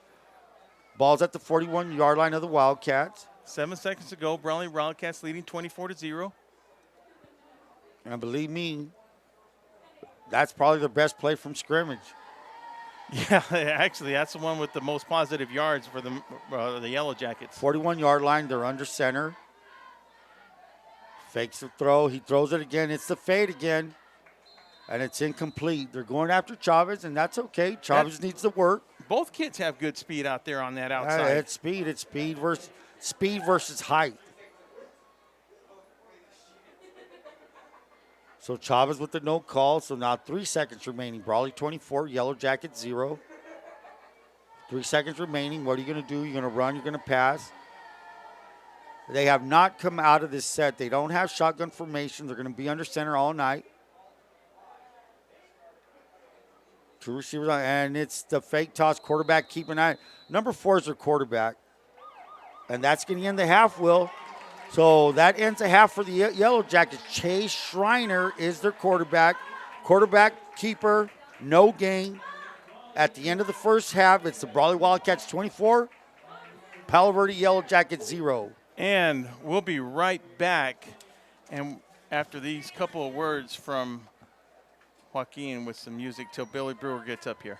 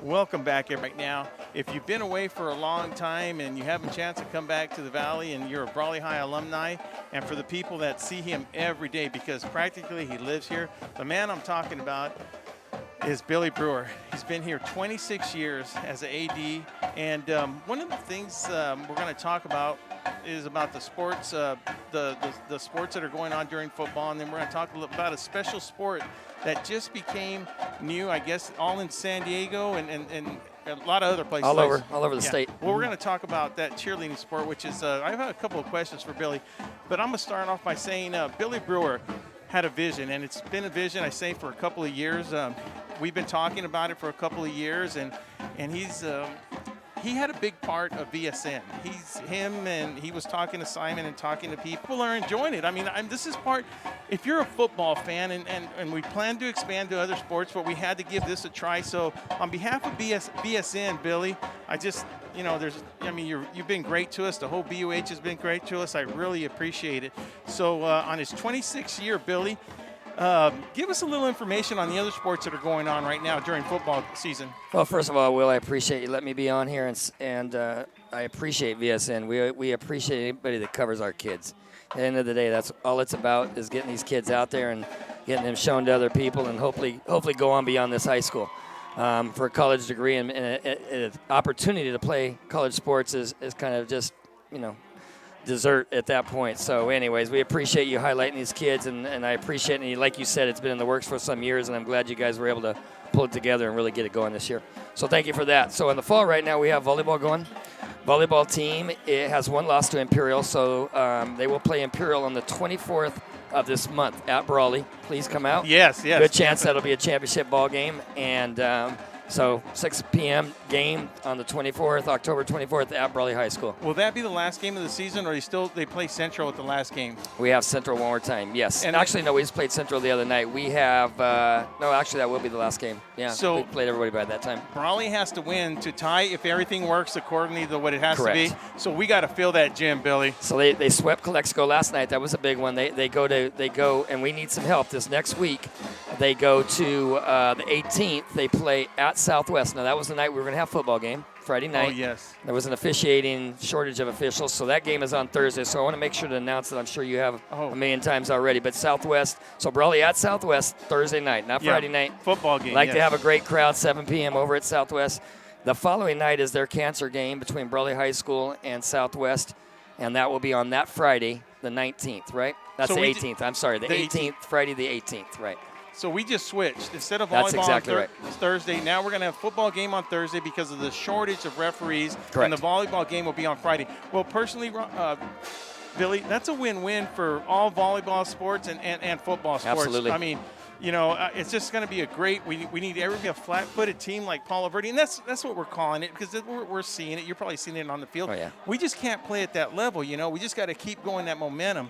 So I agree. Yeah. Right. And what else we got going on, Billy? So volleyball is a big one. Our tennis is coming to an end. They're getting ready to be in their IVL finals. They're in the top 2 positions right now. Still have a shot at it. Doing a great job. I have a new coach called Josue Calderon, building a program. And at the end of the day, we don't want just one good team. We want a program. And I can't stand losing, and we want that for years to come, and long after Billy Brewer on top of that. So I mean, he's doing a great job. I'm thrilled with what he's doing on that. Golf is going on, girls golf right now. They're doing a great job. They've got another 2 weeks or 2.5 weeks to go in their Imperial Valley League. And then we have cross country. Our first league meet is tomorrow morning at 9 a.m. at Sunbeam. We do quads. All the teams meet at one spot, and they race against each other at once at each home spot. So it's at Sunbeam tomorrow, 9 a.m. Anybody that wants to come out there and watch a great day of Imperial Valley League cross country. No, beautiful weather, 9 o'clock. Be the gorgeous. wind should not be blowing. If you're not fishing, or you could be fishing at Sunbeam, please go support. And it's a quad meet, so it'll be Brawley, Central, Southwest, and Calexico. That's correct. Yeah. Yeah, no, please support all the sports. Just support your local high school is my saying, Billy. And we have anything else going on right now? No. You want to talk a little cheer? Yeah. I mean, we have stuff going all the time because we're year-round, Will. So, I mean, we have winter sports going. We have, wrestling, Yes. little kids leagues. I mean, we got stuff constantly. Anybody wants to drive by the gym, it goes till 9 o'clock every night when we chase everybody out. So, I mean, we have stuff constantly. But in season, that's what's going right now. Cheerleading, we have a coach, Meg Griggs, and she is, I think this is her third year, I believe, and she has just transformed our cheerleading program. As you had stated before, last year they were division championships, CIF champions, and she's just done a great job. They were 9th nationally, and went up to Florida and competed, and they were 9th nationally, and so that's unheard of at our high school when it comes to the cheer program. Doing a great job. They're a fallen winner. We have what's called sideline cheer, is what we see at a ball game like tonight, and then we have competition cheer. The competition cheer is actually a CIF sport. Wow. The tumbling, Yeah. the flying through the air, and all of that, and they're doing a great job at that. So we're excited about that too. And the reason I wanted to talk about that, Billy, is cheerleading. They made it a sport 2 years ago. So for me, when Billy explained this to me last year, hey, by the way, we're CIF champs in cheerleading. I go, wait a minute, when did this cheerleading become a sport? And it's just with the way things are going. We're talking scholarships too, right? Oh yeah, you'd be surprised how much money's in that right now. It is, and that's male and female for that part. And that's a very good point. I would say it was about 8 years ago when I used to read the paper, before, everything else. Now everything's online, of course, but it might have been more than 8 years ago. There was an athlete out of San Diego, and it really doesn't matter where, but he was a water polo player. And, I mean, he was a very good athlete at water polo, but it just wasn't at all the schools he wanted to go to. And then he applied to cheerlead, and he wanted to go to the University of Hawaii. He got a scholarship as a cheerleader, full ride. And this, we're talking about a stud athlete that wanted to play, water polo in Hawaii, or I think that was Hawaii.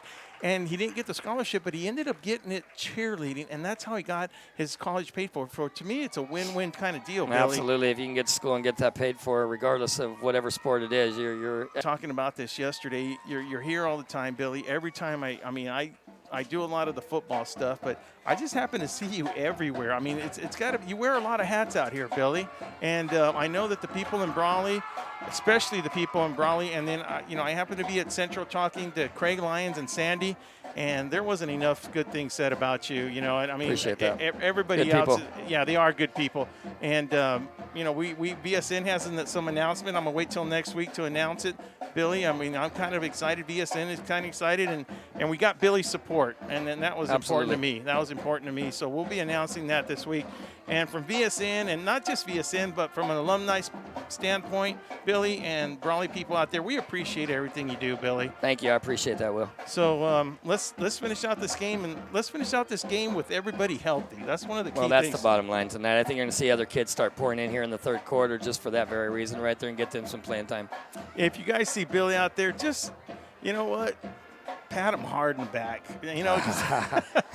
He's one of those guys. Thank you. Pat him hard in the back, because believe it or not, it's not an easy job. We talk about some of the things that Billy, not in detail, but we see the things that are going on, and like I mentioned before, we appreciate it, Billy, and we'll be talking to you at Bell game halftime, Billy. I'm excited about it. I'm looking man, forward to I'm looking forward to getting through these games, and I'm really looking forward to that Billy, game. Yeah. we're really excited about that whole thing. So we'll have you at halftime, and Sounds good. And Glad, thank you for coming up here, Billy. Thanks, really buddy. I appreciate it. Thanks for all you do. Okay, and we'll be right back after this.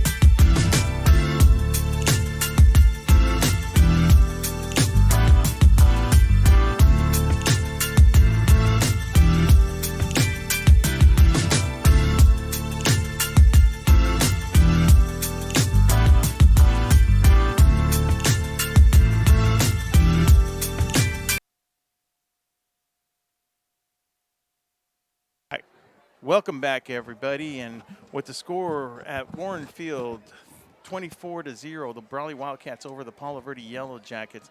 I'd like to say a big old thanks out there for the people that have been very supportive towards VSN, that not only are they supportive, but they expect big thing out of us, and we plan to deliver. And that's Radfin at Driscoll's, your one-stop shop for tackle and apparel.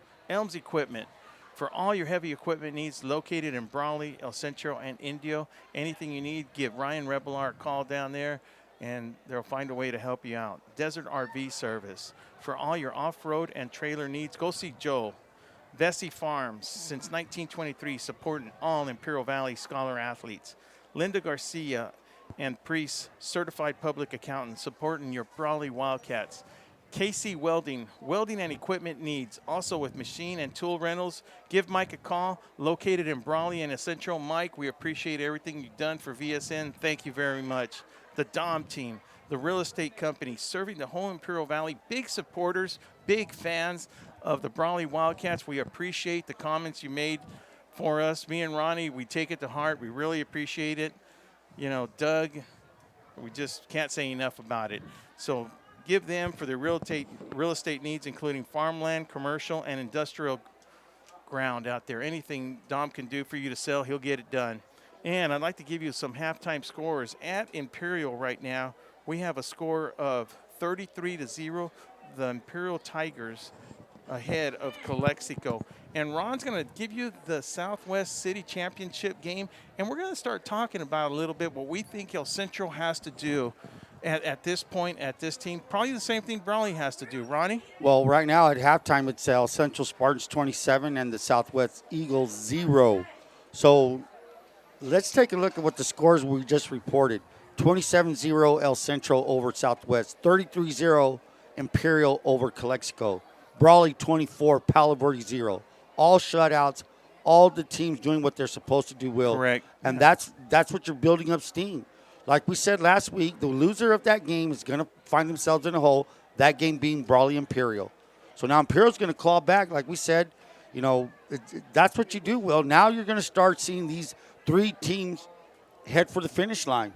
And whoever gets in their way, I feel sorry for you, especially if you're playing good football like all three teams are doing right now. Well, with the scores you mentioned, with the big goose egg on all three games going on right now, Ronnie, that's what each, like you just said, that's what each team has to do, because we know everybody's watching the other one. You know, as soon as this game's over, they want to see what the other team did. Coach Rocky Peña and Coach Laguerra, I really feel sorry for that Calexico team. I mean, Laguerra is not going to let up at all, man. He's going to have those Imperial Tigers ready. He's going to have them ready for whoever they put in front, because he's got to get ready next week for that El Centro game. Well, no one's going to let up. And like I said, we've said from the beginning, it's going to be a three-horse race, Brawley, El Centro, and Imperial. And right now, you know, Imperial's 0-1. Brawley and El Centro 1-0. Looking to go to 2-0 after tonight. And like I said, all the week, from all these Friday nights on, Will, it's big games. Yeah. You know, and next week, you know, sorry to interrupt, next week, you know, we're going to be down there doing the Imperial Central game, because that's the showdown everybody's looking for. Well, I didn't want to release that yet, I meant as fans, we're going there. No, well, I meant we and you and me. No, what we got next week is we got the Brawley Wildcats on Thursday, playing the Southwest Eagles on a Thursday night. That's what we got going on. That's what's going on Thursday. That's what I meant. We're here Thursday night, but we'll be in our cars. We'll be chugging our way to that game. Who's not going to be there? Yeah, who's not going to be there, especially with Brawley playing on Thursday. Exactly and right. I'd like to give a special thanks for Billy coming up here. That's a good one. I am really sincere when I talk to Billy. Simon's a very busy guy. I get it, but he has also been one of those guys that has really influenced VSN, myself personally, and made a difference. And Billy's just been the driving force that has actually motivated me a little bit. So I'm going to pass a message along. I forgot to say it on the air, but I forgot to tell him. I hope he tells him. Preston, Austin, get your number from your dad. Give me a call. We got a situation we got to take care of or something going on. So looking forward to taking care of that with both his boys on that. Well, thanks to Billy and Simon for this opportunity that you and Will, that we're doing on Friday nights. We're having a blast every night, man. Every Friday night has been, I just can't wait for Fridays, you know. You know, we're here anyways, Ron. We might as well broadcast the game, right, Ronnie? I mean, heck, we've been here. Ronnie, tell me how many Bell games you have missed. Zero. I have missed. I can't recall. I mean, since I'm 56, I can't remember. I don't know. Hey, Ronnie, I only missed, but I did miss on the radio. But with Andy Burnett was on the radio at KROP, I did miss those games. But I have heard, I have seen every game, and I've only heard 3 of them. So I've been in attendance at every Bell game. And I've also had the privilege, if you've had being on the sidelines, to referee 5 Bell games. Well, that's amazing. That's amazing. And I've been there coaching Bell. I've coached Bell games. I've been an assistant on the Bell games. And there's no greater feeling than being on the side, being in the middle of the field as teams warm up before the game. The pregame anticipation is something else, man. No, it's just great. the atmosphere. The atmosphere. The last Bell game I did, I mean, we had Blake Zeleny, yeah. Let me tell you, man, that guy could lay the wood, Ronnie. He's a shark. He's a shark out of water. Gosh, it's crazy. I was playing umpire, and this was 4 years ago, 3 years ago, 4 years ago. Gary Wyatt's crew. We were in El Centro doing the Bell game. I mean, it was going to be a tight game. You know, Brawley ended up winning. But that kid, I mean, he's like the Nico Aguirre.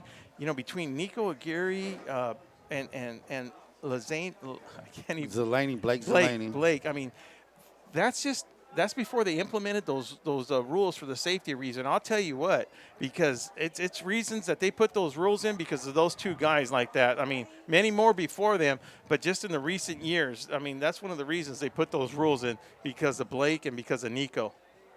And you know what? We want to wish Nico a good luck at tomorrow's game. He's playing for the Idaho State.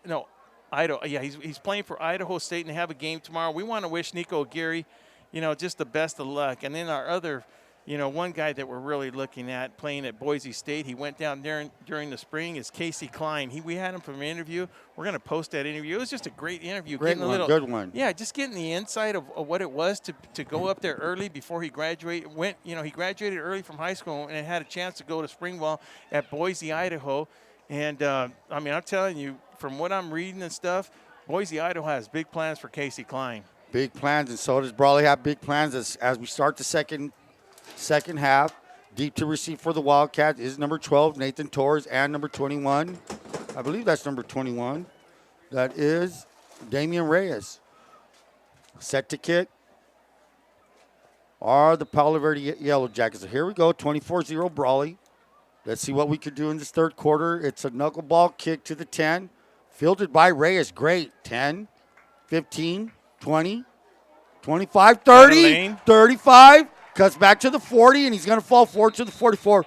Great run back, and that's, you know, he's been running the ball well. He had a pretty good kickoff returns last week, so we're good kickoff return coverage for the Wildcats. As we were watching him run, Ronnie, he was keeping his shoulders just straight. The only thing that was moving was his head, just looking for the holes in the lanes to go up there. Looking for a block anywhere he could find one, and he found a couple, brings it up to the 44. Left hash are the Wildcats. Looks like we're going to have trips formation to the short side of the field. No, we're not. Chandler Self comes out. Double doubles, 2 to the right, 2 to the left. Single back is Craigbaum. Shotgun formation. Snap. Look, slant to Chavez. 45-40. Let's do this all night. Beautiful play. Great execution. He saw him. Found that open window. Slam it in there. First attempt for the Wildcats at the 39-yard line of the Yellow Jackets. So great first starting play for the first half. Well, great play. And that's one of the things you talked about. This is what you want to see out of the Wildcats right now. You want to see them throwing the ball. You want to see them, you know, throw out of the pocket. Not so much run. We don't want that Ethan Gutierrez running. But it looks like we're going to have a timeout on the field right now. And it might be an official timeout. And it's usually when it's something like that, it's either equipment or there's blood on the player. And it's not, everything's good. They just got to get that bandaged up, covered up, and go. So the clock is wounded up. Brawley can run. We've been running on him. Now can Brawley throw? Let's see what we can do. Shotgun formation. Same formation as the last. Double. He slings it out to the right, and that's a little bit outside of the reach of number 21, Reyes. And great protection by that offensive line, man. Starting with Coloca right there. And then we have playing our center. One of our favorite players, Tomas Rubio. He's just as big as Coloca if you think about it. Yeah, he really is. And then you have Javier Martinez out there. So we have a very good sized line. And that's one of the things about our passing that we need to work on is our pass blocking. So not only is the opportunity here for us to do it, all phases of the passing game, pass blocking, throwing, and catching. Here we go, under center, 2 receivers to the right. We're in our split backs for the first time tonight, and that's our option. That's a give to Craig Baum, rolling his way all the way to the 20. He's going to carry the whole team, Palo Verde team, to the 19. Great job, Craig Baum. So split backs, and that usually means we're going to run our veer.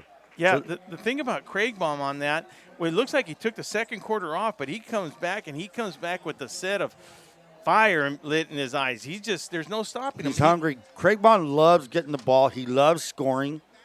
You know, he's had that baller mentality since I've known him.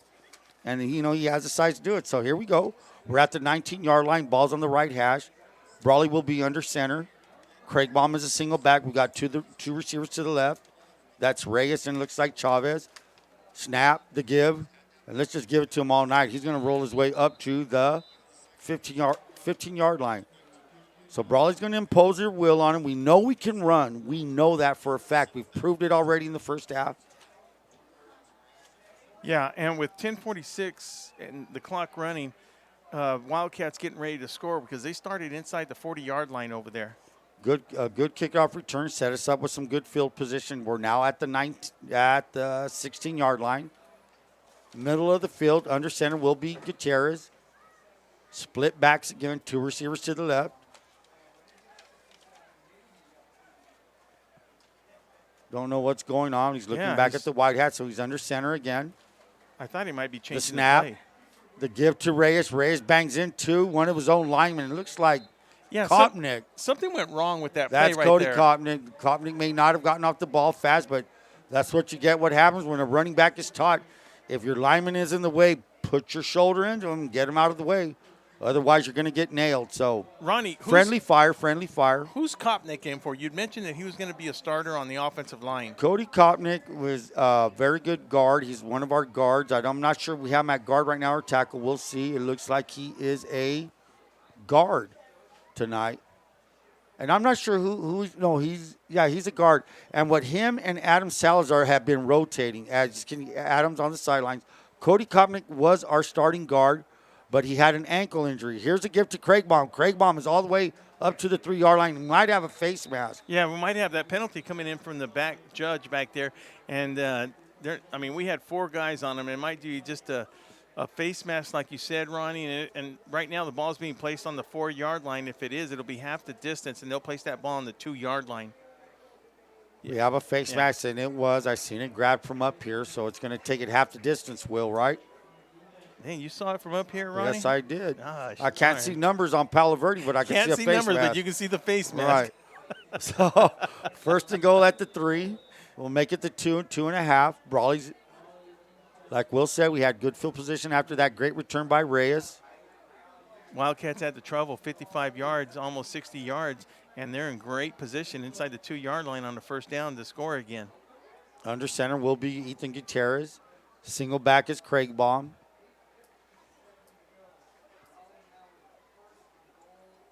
First and goal for the Wildcats.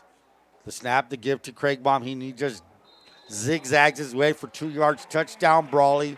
30-0, 8:47 remaining in the third quarter. And every play that they ran from where they started on about the 42-yard line. Everything they did, Ronnie, except for one play where the running back ran into Kopnick, was successful. And that's what the Wildcats needed. That was just a perfect play-directed drive right there.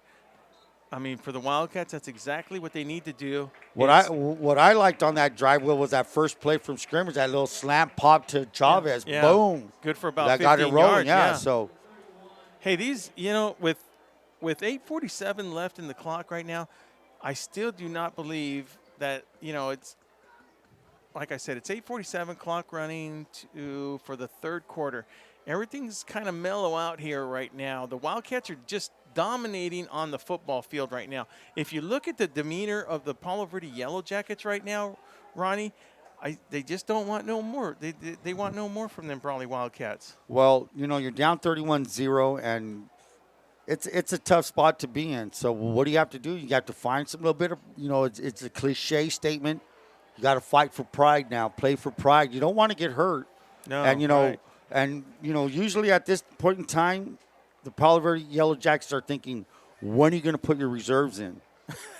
Really, I mean, you're thinking that. And another thing that we got to consider, Will, is there a mercy rule going to happen? Will that be in play? At 35. 35, no matter what point of the game it is. Right, that's exactly right. Okay, so the kick is a nice kick. It's received at the 5. He's at the 20. Cuts back, 25. Good run up to the 30. Falls his way forward to the 35. And I believe that is Macon. Number 35, number 2, that is Marcus 2. Macon. And let me tell you, that's the kid. He is a true blue freshman. And the kid has, he has the ability.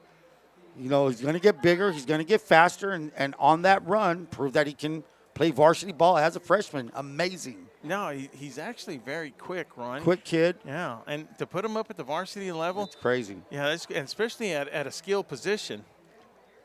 That's one of the things that Palo Verde has to do because that's the field of varsity team. Your score was 24-0. You said last night. It was night? 20-0, and so here we go. Under center, same formation. The toss is back to, is that Macon? Yeah, it was Macon because he was the deep back on that play. Number 2, Macon. He's going to gain maybe a yard. So it's going to be 2nd down and 9, middle of the field. They're at their own 36-yard line. And that, they're going to stick to their offense is what it is. It's just a simple under center, toss to the tailback, and see what you can get. But what you're getting right now is a blue wall of Wildcats. Yeah, that's exactly what they're getting because they're not getting past the line of scrimmage. Only on very few occasions have they done that. And, it took a few series for the Wildcats to get used to what their blocking is. And that's how football is, who adapts, who adjusts to what they're doing to you. Wildcats, look at that. They're all foot to foot. We have about 8 Wildcats on the line. The deepest guy is 7 yards, and that's Torres. He's looking for a receiver. No receiver. He's going to run. That's number 4. And he's going to work his way up to the 39-yard line. And number 4 is Chase Schreiner. Schreiner is a junior, I believe. He's a junior. Hey, Ronnie, one of the things I am seeing right here, I started looking on the Palo Verde sidelines right now. They have 11 players on the sidelines, so it's not like there's going to be too many changes going on. There's not going to be too many changes, so, you have a lot of guys going both ways. Yeah, and that's why, they had to bring up people like that freshman in the skill positions if they were going to be at any kind of competitive level. But let me tell you, he's that good of a player, Ronnie, that hopefully by the time he's a junior and senior, he can go somewhere to college and, make good things happen for him. Under center, and the give is to... Oh, and he breaks his way up to the... Looked like they were going to spot him. I was looking at the flank on the other side. Looked like they spotted him, and now they bounced him back for maybe a 2-yard gain. So we're looking down at a 4th down and 4. They stopped the clock, though. They stopped the clock for... And I don't know if it's a penalty or if it's a turnover, Ronnie. Well, they're discussing it. I didn't see a loose ball. Unless they stopped momentum. That could have been the only thing. They stopped the momentum, which didn't give, look at the spot. Yeah. So the change of the spot. Yeah, so what happened is, and I agree with this rule, you give that running back every inch possible. There you go. So what happened was the umpire, I believe that's Benny Carter, gave him forward motion instead of instead of putting him back 2 yards. The guys work hard for those yards. Give them every inch possible. Good job by the refereeing crew out there. So here we go. We have now a 4th down and a long 2. I'm going to give them a long 2. They're at the 43-yard line. 6 minutes and 30 seconds remaining. The pitch to Macon, and he's popped back for another. He lost a yard. That's what they've been going for it on 4th down, Will, and like I'm telling you, they're running into a wall of defenders, and that's a great defense the Wildcats have right now, and we're outmanning them on the line, and that's where you got to win the ball game, on the line. Well, because the Wildcats are not getting faked. They know that they're going to go for it. And I'm kind of surprised, Ronnie, especially with that soccer-style kicker that they got, Ronnie. That punter? Yeah, I'm sorry, the punter. Right. Yeah, because when you're 4th and 3 on that and you roll out to your left because he's a left-footed kicker, everybody has to hold back in case he does punt it or pass the ball or a fake like that. But they're not even going towards that. They're just doing that little toss play up the middle. And the Wildcats, Palo Verde's actually losing yards on that. Brawley takes over with 6:22 remaining in the 3rd quarter. Little confusion on personnel. Brawley's going to have to burn a timeout. So we weren't sure of the formation or the personnel. We have some new personnel out there is what's going on, Ronnie. And not everybody was – or is that still our – Well, our line is still in there. Look like Julian Camargo came in, and now we're trying to figure out what's going on. Okay. So that's with 6:22 remaining. We have the Wildcats ahead, 31, and the Yellow Jackets 0. And with that said, at this timeout from the Brawley Wildcats, we'll be right back.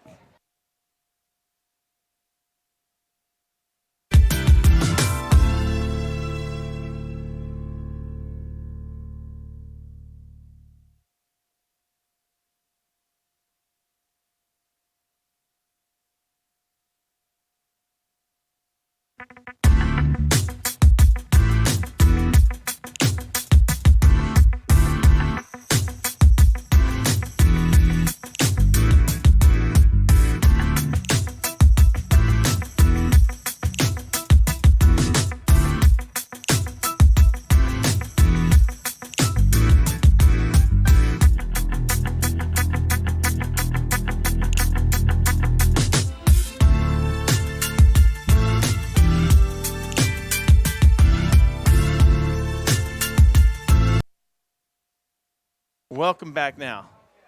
Nice pass. That was Gutierrez to Murillo. Murillo's at the 35. He wiggles his way out 30, and he's working his way to 28. And I'm going to tell you something, Murillo, we've been liking what this kid's doing because he's getting, he's getting the ball thrown his way, and he's finding a way to get yards after the catch. I like what he does out there, Will. Well, what's happening, Ronnie, I believe, he's getting confidence, Ronnie. Oh, yes, running sir, good routes, getting confidence, and not only that, he's becoming a good runner after he catches the ball. A good target for the young Ethan Gutierrez. Ball's at the 29 left hash.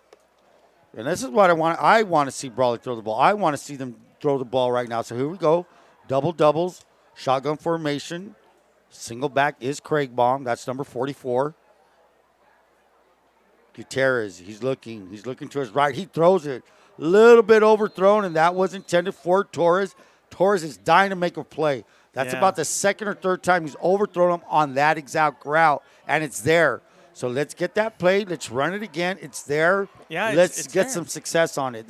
They'll find it. No. And the thing is, Torres is splitting between the linebackers and that safety in the backfield from the cornerback and the safety. He's running that post pattern, and he's wide open, just a little bit of too high of a pass for Nathan Torres. But you're like you said, Ronnie, he's been open. 0 for 3 on that play. Let's come back to it. Double doubles, single formation, single back. He's looking to his right. He's being chased, and he's going to get sacked. He's going to be brought down at the Palo Verde, give it 37-yard line. So we take a loss on that. We're trying to throw the ball. It's now going to be third or fourth down. Let's see. We have a third and 15. 3rd and 15, and this is 2-down territory. Yes, sir. Yeah, there's no way that they're not going to go for it, and I believe legitimate. Now, Ronnie, I'm seeing something now. I'm seeing Gutierrez run to the sidelines. We changed that again, Ronnie? I don't know. It's something that, let's say run somebody in with the play, but they're calling it from there. If he's close to Brandon, I guess he'll yell the play in, so he'll bring it in. So here we go. We're going to start in shotgun formation. Ball's at the 34-yard line up Palo Verde. Trips to the right, single receiver to the left. Look at that open area for Torres. He's dropping. He's looking. He steps up. He releases. Wide open is Damian Reyes. Damian Reyes at the 15. He's at the 12. Damian Reyes reminds me of LaDainian Tomlinson with that 21 once he catches it in the open field. That's how LT used to do it. Find an open spot, boom. Phillip Rivers yanks it to him. Great play by Gutierrez. Great running catch by Reyes. Okay, I only know one LT, and that's Lawrence Taylor. There you go. So let's go back to that. Enough of the NFL references. Here we go. 1st and 10 for the Wildcats at the 12-yard line. Knocking on the door again. 12-yard line of the Palo Verde Yellow Jackets. 12-yard line. Shotgun formation. Trips to the right. Single receiver. That means look at that slant, Will. I like that slant to Torres. Yeah, he's out here closest to the Brawley sideline. Are we going to do it? Shotgun formation, snap. He looks, and he wanted to go. He's going to pull it back. He throws it. Overthrown and hit hard. He wants to run that. They want to go to that. Ooh, no. Ethan Gutierrez got hit on that. He took a shot on that, and he's trying to knock the air out of him. He just got the air knocked out of him. What happened? Well, we all saw it. He jumped up to throw that ball down there. Hey, he's a tough kid. I don't know, man. When you get He's- punched in the gut like that, anyone that's been gotten the air knocked out and feels like you're dead for a couple of seconds. Let's hope he's okay. Let's hope it's not a rib injury. He's shaking He's everything looking a off little, right now.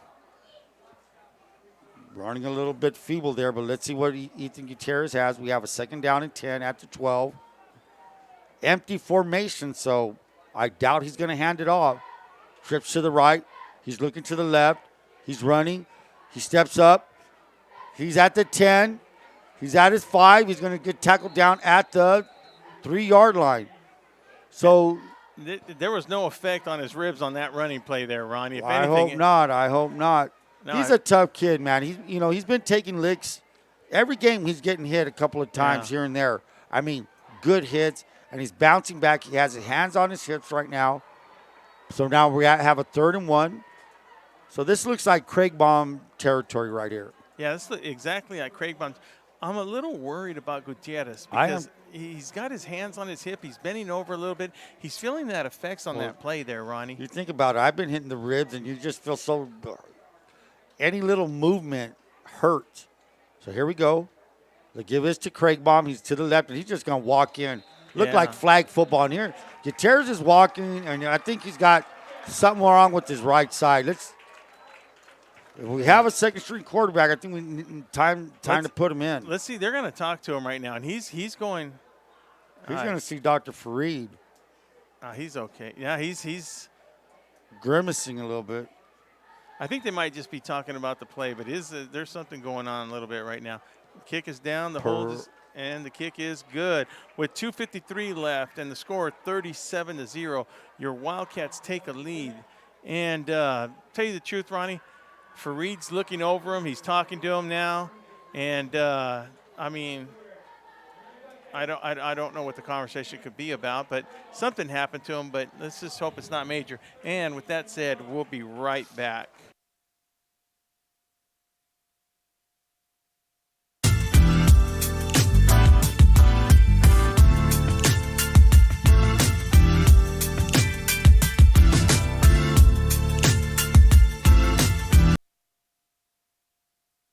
Welcome back. With 2:53 left in the 3rd quarter, I'd like to just give special thanks to people that are out there. Garcia and people that are out there that have supported VSN. Garcia and Priest, certified public accountants, supporting your Brawley Wildcats. Bessie Farms, since 1923, supporting all Imperial Valley Scholar athletes. Desert RV, for all your off-road and trailer needs, go see Joel. He'll help you out with any needs of off-road or trailer needs. And Elms Equipment, thanks to Elms for any heavy equipment needs, located in Brawley, El Centro, and Indio. And Radfin at Driscoll's, your one-stop shop for tackle and apparel. And a special thanks to Mike at KC Welding and Equipment, where we can get all your needs when it has to do with machine and tool rentals, located in Brawley and El Centro. The Dom Team, your real estate company, serving the Imperial Valley, including farmland, commercial, and industrial ground. Go see Doug at the Dom Group. Thank you very much for all those people that have supported us and believed in us. Thank you again, once again, from VSN. So on that kickoff return, that was Mark Macon again. Marcus Macon, good run back to the 30, tosses back to Macon. Macon, he's going to bust it at the 40. So 40, now I'm going to tell you something. This Macon kid had a big game against Southwest last week. Opening kickoff against Southwest. He took it all the way down to the 20-yard line, and he had a good running game last week against the Southwest Eagles. So with that run, he got a first down. Ball's at the 40-yard line, left hash. 2:31 remaining. Brawley's ahead, 38. Palo Verde 0. Now, both coaches have to agree for the running clock, and it's 35 points, Ronnie, which we have a score of 38-0 with 2:20 left. They might wait for the 4th quarter to have that running clock. I thought on the varsity level it was wait until the 4th quarter. So let's see. The give is to Macon. He's going to gain 2 yards on that play.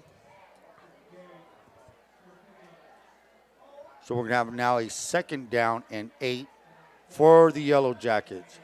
Ball's at the 42-yard line, their own 42. It's been a tough night for the Yellow Jackets. Well, they came in here I'm not going to say with a lot of confidence, but they felt they could give us a fight, and the fight was taken out of them pretty early. Yeah, that's the thing, Ronnie. It was taken out of them real early. Once they stopped them early, and then Brawley took over, and I think Brawley has scored on every drive because they haven't punted once tonight. No, we have not, and that's a pretty good stat. No punts. Yeah. That's a very good stat. So this is interesting. Our big offensive line, Daniel Kaloka, is going in there to get some defensive line play. So, yeah, I like seeing that. We're going to try to pick up the scores right now going on. I'm waiting on Joaquin to give us a score. So here we go. As we wait for the scores around the valley, we have now a 3rd down and 8. Ball's at the 42-yard line. Palo Verde walking up to the line of scrimmage like they dread running a play. 103 remaining. Fumble on the snap. He throws a fade. It's open, and it's dropped.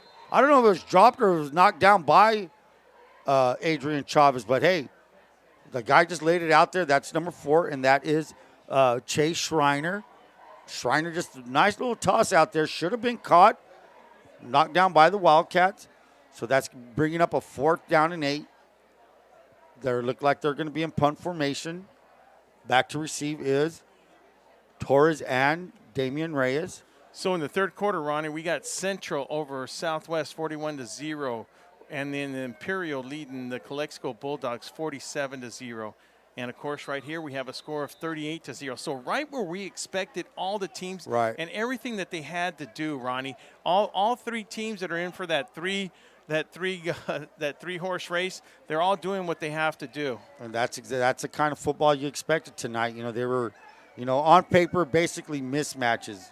Yeah, and that's and these three strong teams are just showing their flexing their muscles of what's going on tonight. Yeah, and I think Ronnie let the cat out of the bag, but Brawley has a game next week versus the Southwest Eagles. That game is going to be on Thursday night. We got together with the Central Spartans, and BSN will be live to do the game. Central Spartans versus the Imperial Tigers. And not only will BSN be there, but we expect to see a lot of Brawley people. That game is going to have a huge impact.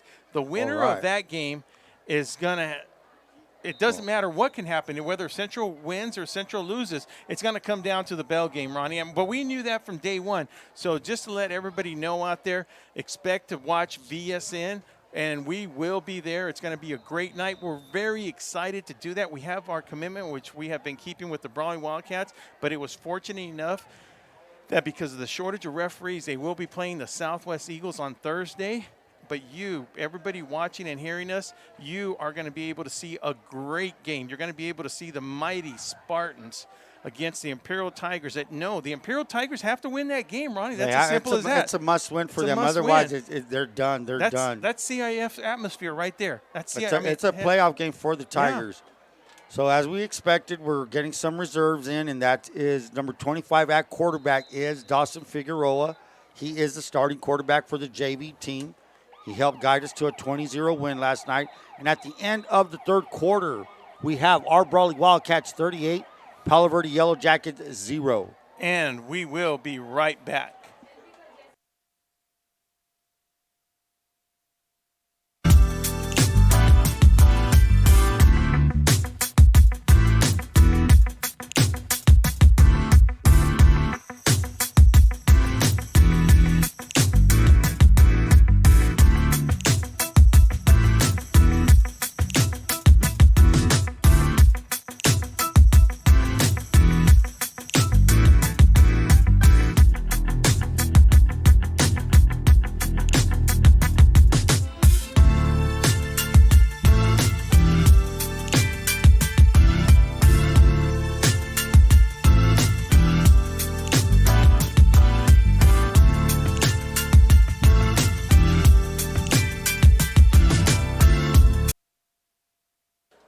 Back again right here. We started the 4th quarter with the score 38-0. I'd just like to give a big old thanks to some of my people that have been loyal Brawley fans that are listening right now. Martin Hernandez, every time I see that guy, it's always about Brawley football. Brandon Self, we wish you the best of luck with your basketball refereeing coming up, man. I mean, you're making Imperial Valley proud.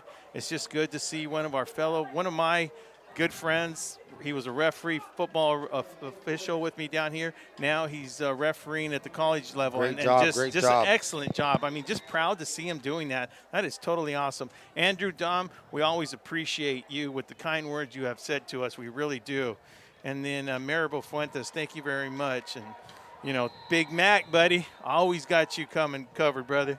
And, you know, what can I say about my good buddy, Andy Burnett, man? Thank you once again for all you've done. Great advice you've given me. We really appreciate it. And, you know, I don't want to let that cat out of the bag, No. so I won't tell you, Ronnie. But we got some things happening with Mr. Andy Burnett in the near future, which are very exciting for VSN. Can't wait to hear about him. Yeah, that's going to be real exciting. So we'll let people know when the time is right. So once again, Carol and Dunas, thank you for supporting the Brawley Wildcats and VSN. We appreciate everybody down there. We got big things coming out of VSN in the future. Torres with the punt. Brawley was stopped on a 4th down. Ball bounces at the 37-yard line all the way back to the 36. So Palo Verde will take over. And we're going to start the 4th quarter. Well, I'm not too sure. It looks like, is it going to be a running clock? Sure is. It is a running clock. Even though he's waving his hands to stop it, that's just the mechanical stuff, Ronnie. But, you know, it's safe to say, you know, I'm looking at Ethan Gutierrez, and he looks to be in pretty good spirits. He's not, his jersey's still on. He's smiling on the sidelines. If we can get a shot of him right on the sidelines right here, he's just all happy. Number 13 right in front of the water jugs there. Well, it's good to see that he's not being looked at by the doctor. So yeah, helmet's off. No, he's having a good time. He's having a good time. That's what we want to see. He's having a good time. Wait till he wakes up in the morning. That's true. Here we go. Toss back to Palo Verde Yellow Jackets, and Brawley's brought down by number 51. You know, that's one of the things about going live David video, Palacio, Ronnie. yes. That's one of the good things. We can, instead of just talking to him, we have a new camera person, Sarah. My wife is actually doing it, so she's actually doing a pretty good job. But that's one of the things about going live, Ronnie, that we really appreciate. The things we're talking about, sometimes we can't fully explain them, so it's good for you people to see him that, hey, you know what? Yeah, that's just part of being a quarterback, too. You're going to take some licks. That's right, that's right. So we're like a football team. We're trying to get better every game. Here we go, under center.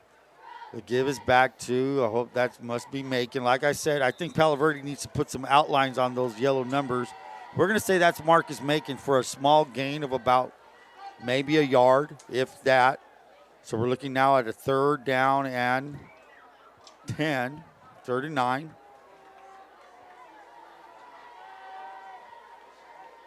And no, that's Murillo walking, getting up a little bit, limped up, and hopefully that's nothing serious if it's an ankle or knee. No, he's Dr. Fareed's out there. He's halfway. He's at the hash marks, ready to pull him out. Yeah, you need to get that kid out. He's, That's the one thing we needed, Ronnie. We needed to come out of this game healthy. Injury-free, injury-free. Here comes in one of my favorite players, Julio Frutos, number 27, star linebacker for the JV team. He's a good young football player. So as we said, a bunch of kids are going to be coming in and out. Bear with us with the numbers and the calls. Under center, 2 receivers to the left. He's going to throw that Schreiner, and it's going to be nice catch. That was great catch by 22. Catch. Beautiful That's catch. love. And love, let me tell you, Chavez has been man up. That's Chavez's assignment every week to guard their best pass receiver. That kid went up and got that ball where only the receiver could get it. Yeah, no, that was an excellent throw, excellent catch. So good things coming out of Palo Verde in the future for them. They got a lot of young players. A lot of young players. You see that a lot. So I don't know. We do not know what league they're going to be in next year. But if they seem to stay in this league, Ronnie, it looks like they're going to be a lot more competitive than they were tonight. And that's the word, competitive. Here we go. We have now 1st and 10 at the Brawley 45. Under center, Schreiner. He's back to pass. He launches it again, and he's open again. And it's knocked down. Great play. That is Richard Ramirez. Number 24. Now, Richard is a floater. Now, a floater's a kid that's on the varsity roster, but will float down to play JV games. And that's the best play Richard's done all year long. Great job, Richard. Now, is he a junior, though, He's Ronnie? a junior. Yeah, and he's a junior. Yeah. And like I said, this varsity team is heavily favored by the seniors. So these juniors, it's hard for them to get a job. It's hard for them to get some playing time because we're led by seniors. And that's how it should be. So here we go. Yes, correct. We're under center again. Schreiner is your quarterback. And he throws that low spot pass to Love. Love catches at the 45, works his way up to the 37-yard line. So where was this all night? Well, if you notice, Ronnie, one of our Brawley defender was playing 15, 20 yards back off of him, and he's not on the regular defensive side, so he doesn't want to get burnt. But I'm sure that Marshall's telling him, hey, you know what? Go ahead. Let him catch everything underneath, though. Let's just make that tackle. Yeah, make the tackle. Make sure he doesn't get away. Okay, 6:31 remaining. The clock is ticking. Maybe at some point, Will, you can explain the mercy rule, how that clock just ticks away, ticks away, ticks away. Well, it will not stop, Ronnie, only on an injury and on timeouts. Even though if the Palo Verde Yellow Jackets were able to score and then it's less than 35 points, it's irrelevant. The clock will not stop unless of an injury or a timeout. For example, on any first downs in regular play, this clock would have stopped. Instead, it's ticking away. Instead of ticking away, that's correct. It will not stop for any reason. Not even if they score 21 points, Ronnie, and they make it close again. The clock does not stop. It's not going to stop. Since Once the it mercy rule starts. is implemented, let's go. Yes. That being said, it's 5:48 remaining. The clock is ticking.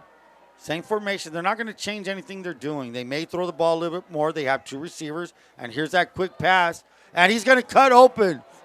And that looks like a touchdown.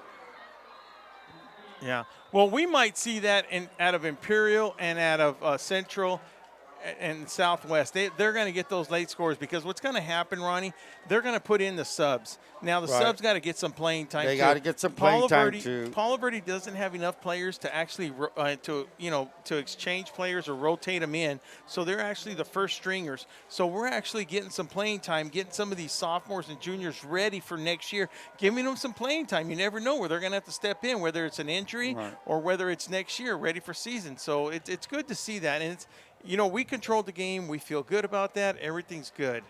I don't mind seeing that. It's not going to be effective. It's when we had the second team in there. Well, it's 38-7, and the clock is ticking. 4:47 remaining in the game. And I'm going to tell you something. As a defensive coordinator myself, you sure hate to see that shutout go away.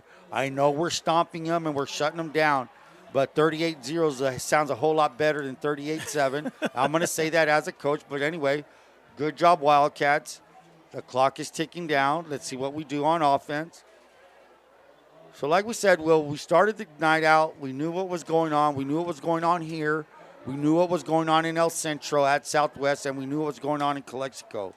So, it's a pounding. These are the games that happen. The favorites are winning. The favorites are doing what they're supposed to do, and that's what's going on. This is what football is all about. In this point of the season, your true colors come out. Because we still got to play. It's our third league game. It's the third league game, and it's a big game.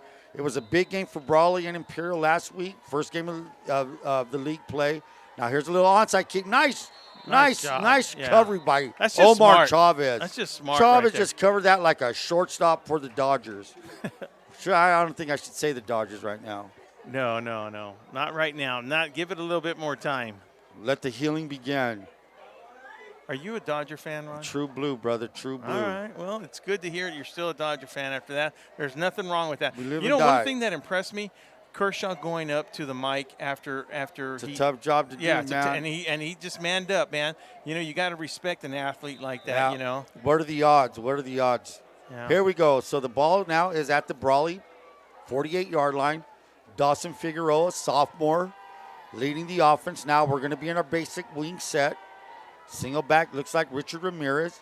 That's Frutos in motion. They give us to Ramirez to the left, and Ramirez is going to find a hole for maybe a good 6-yard gain. 6-yard gain on that right off the left tackle. I'm going to be a little bit ruthless here, and I'm going to cheer for a touchdown for this squad right here. Why? Because it means a lot to our kids. Yeah, we've got Palo Verde on the ground. They're hardly breathing. Number 83, one of my favorite players, man. That's JoJo. Yeah, JoJo. I really like him, man. He's just got a great attitude. Introduced him to me a couple of weeks ago when I went to one of their practices. He just wants to be a part of the team. I really love that part about him. I call him JoJo because his first name's hard to pronounce, Josadrius Carrillo.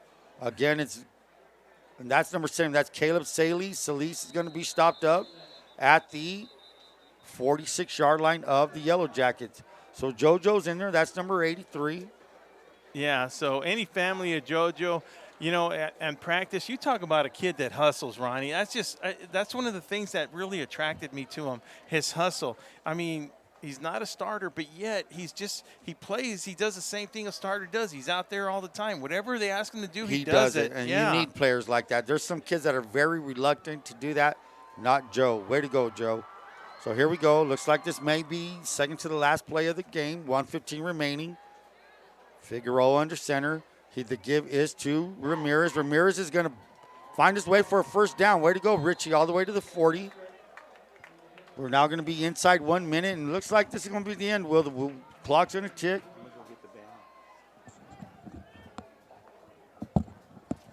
So we're going to end up winding this game down. It looks like Brawley will not run another play. They're going to take the victory formation. And I have to go take care of a little bit of business, little VSN business. People, we will have an announcement again next week. The game is on Thursday. Ronnie will say the good night. But on behalf of Will Torres, good night. Peace out. See you guys Thursday night. Ronnie will finish out the broadcast, give you some information about Central and Imperial. People, thank you very much for listening. We'll see you next week. Ronnie will end the game for us here. So that ends the game, guys. So as we said, our Brawley Wildcats on homecoming night here at Warren Field. The clock is ticking down. The teams are shaking hands, and Brawley's going to walk off with the 38-7 victory. As Will said, our next opponent will be the Southwest Eagles at Southwest on Thursday night. Put that down on your calendar, on your reminder, on your phones. We're going to be bringing it to you live. Brawley Wildcat football versus the Southwest Eagles. That's just a fancy name for the El Centro. It's another El Centro team. So go support your Wildcats, and let's go Brawley. Congratulations to Coach Self and his staff. Great homecoming victory. Please listen to us next week. As we said, it's versus the Southwest Eagles. And with that, thanks to Sarah, thanks to Joaquin, and all the VSN staff. Have a good week, and we'll see you all on Thursday night at Southwest High as the Wildcats shoot for a 3-0 league start. Thank you very much. Good night.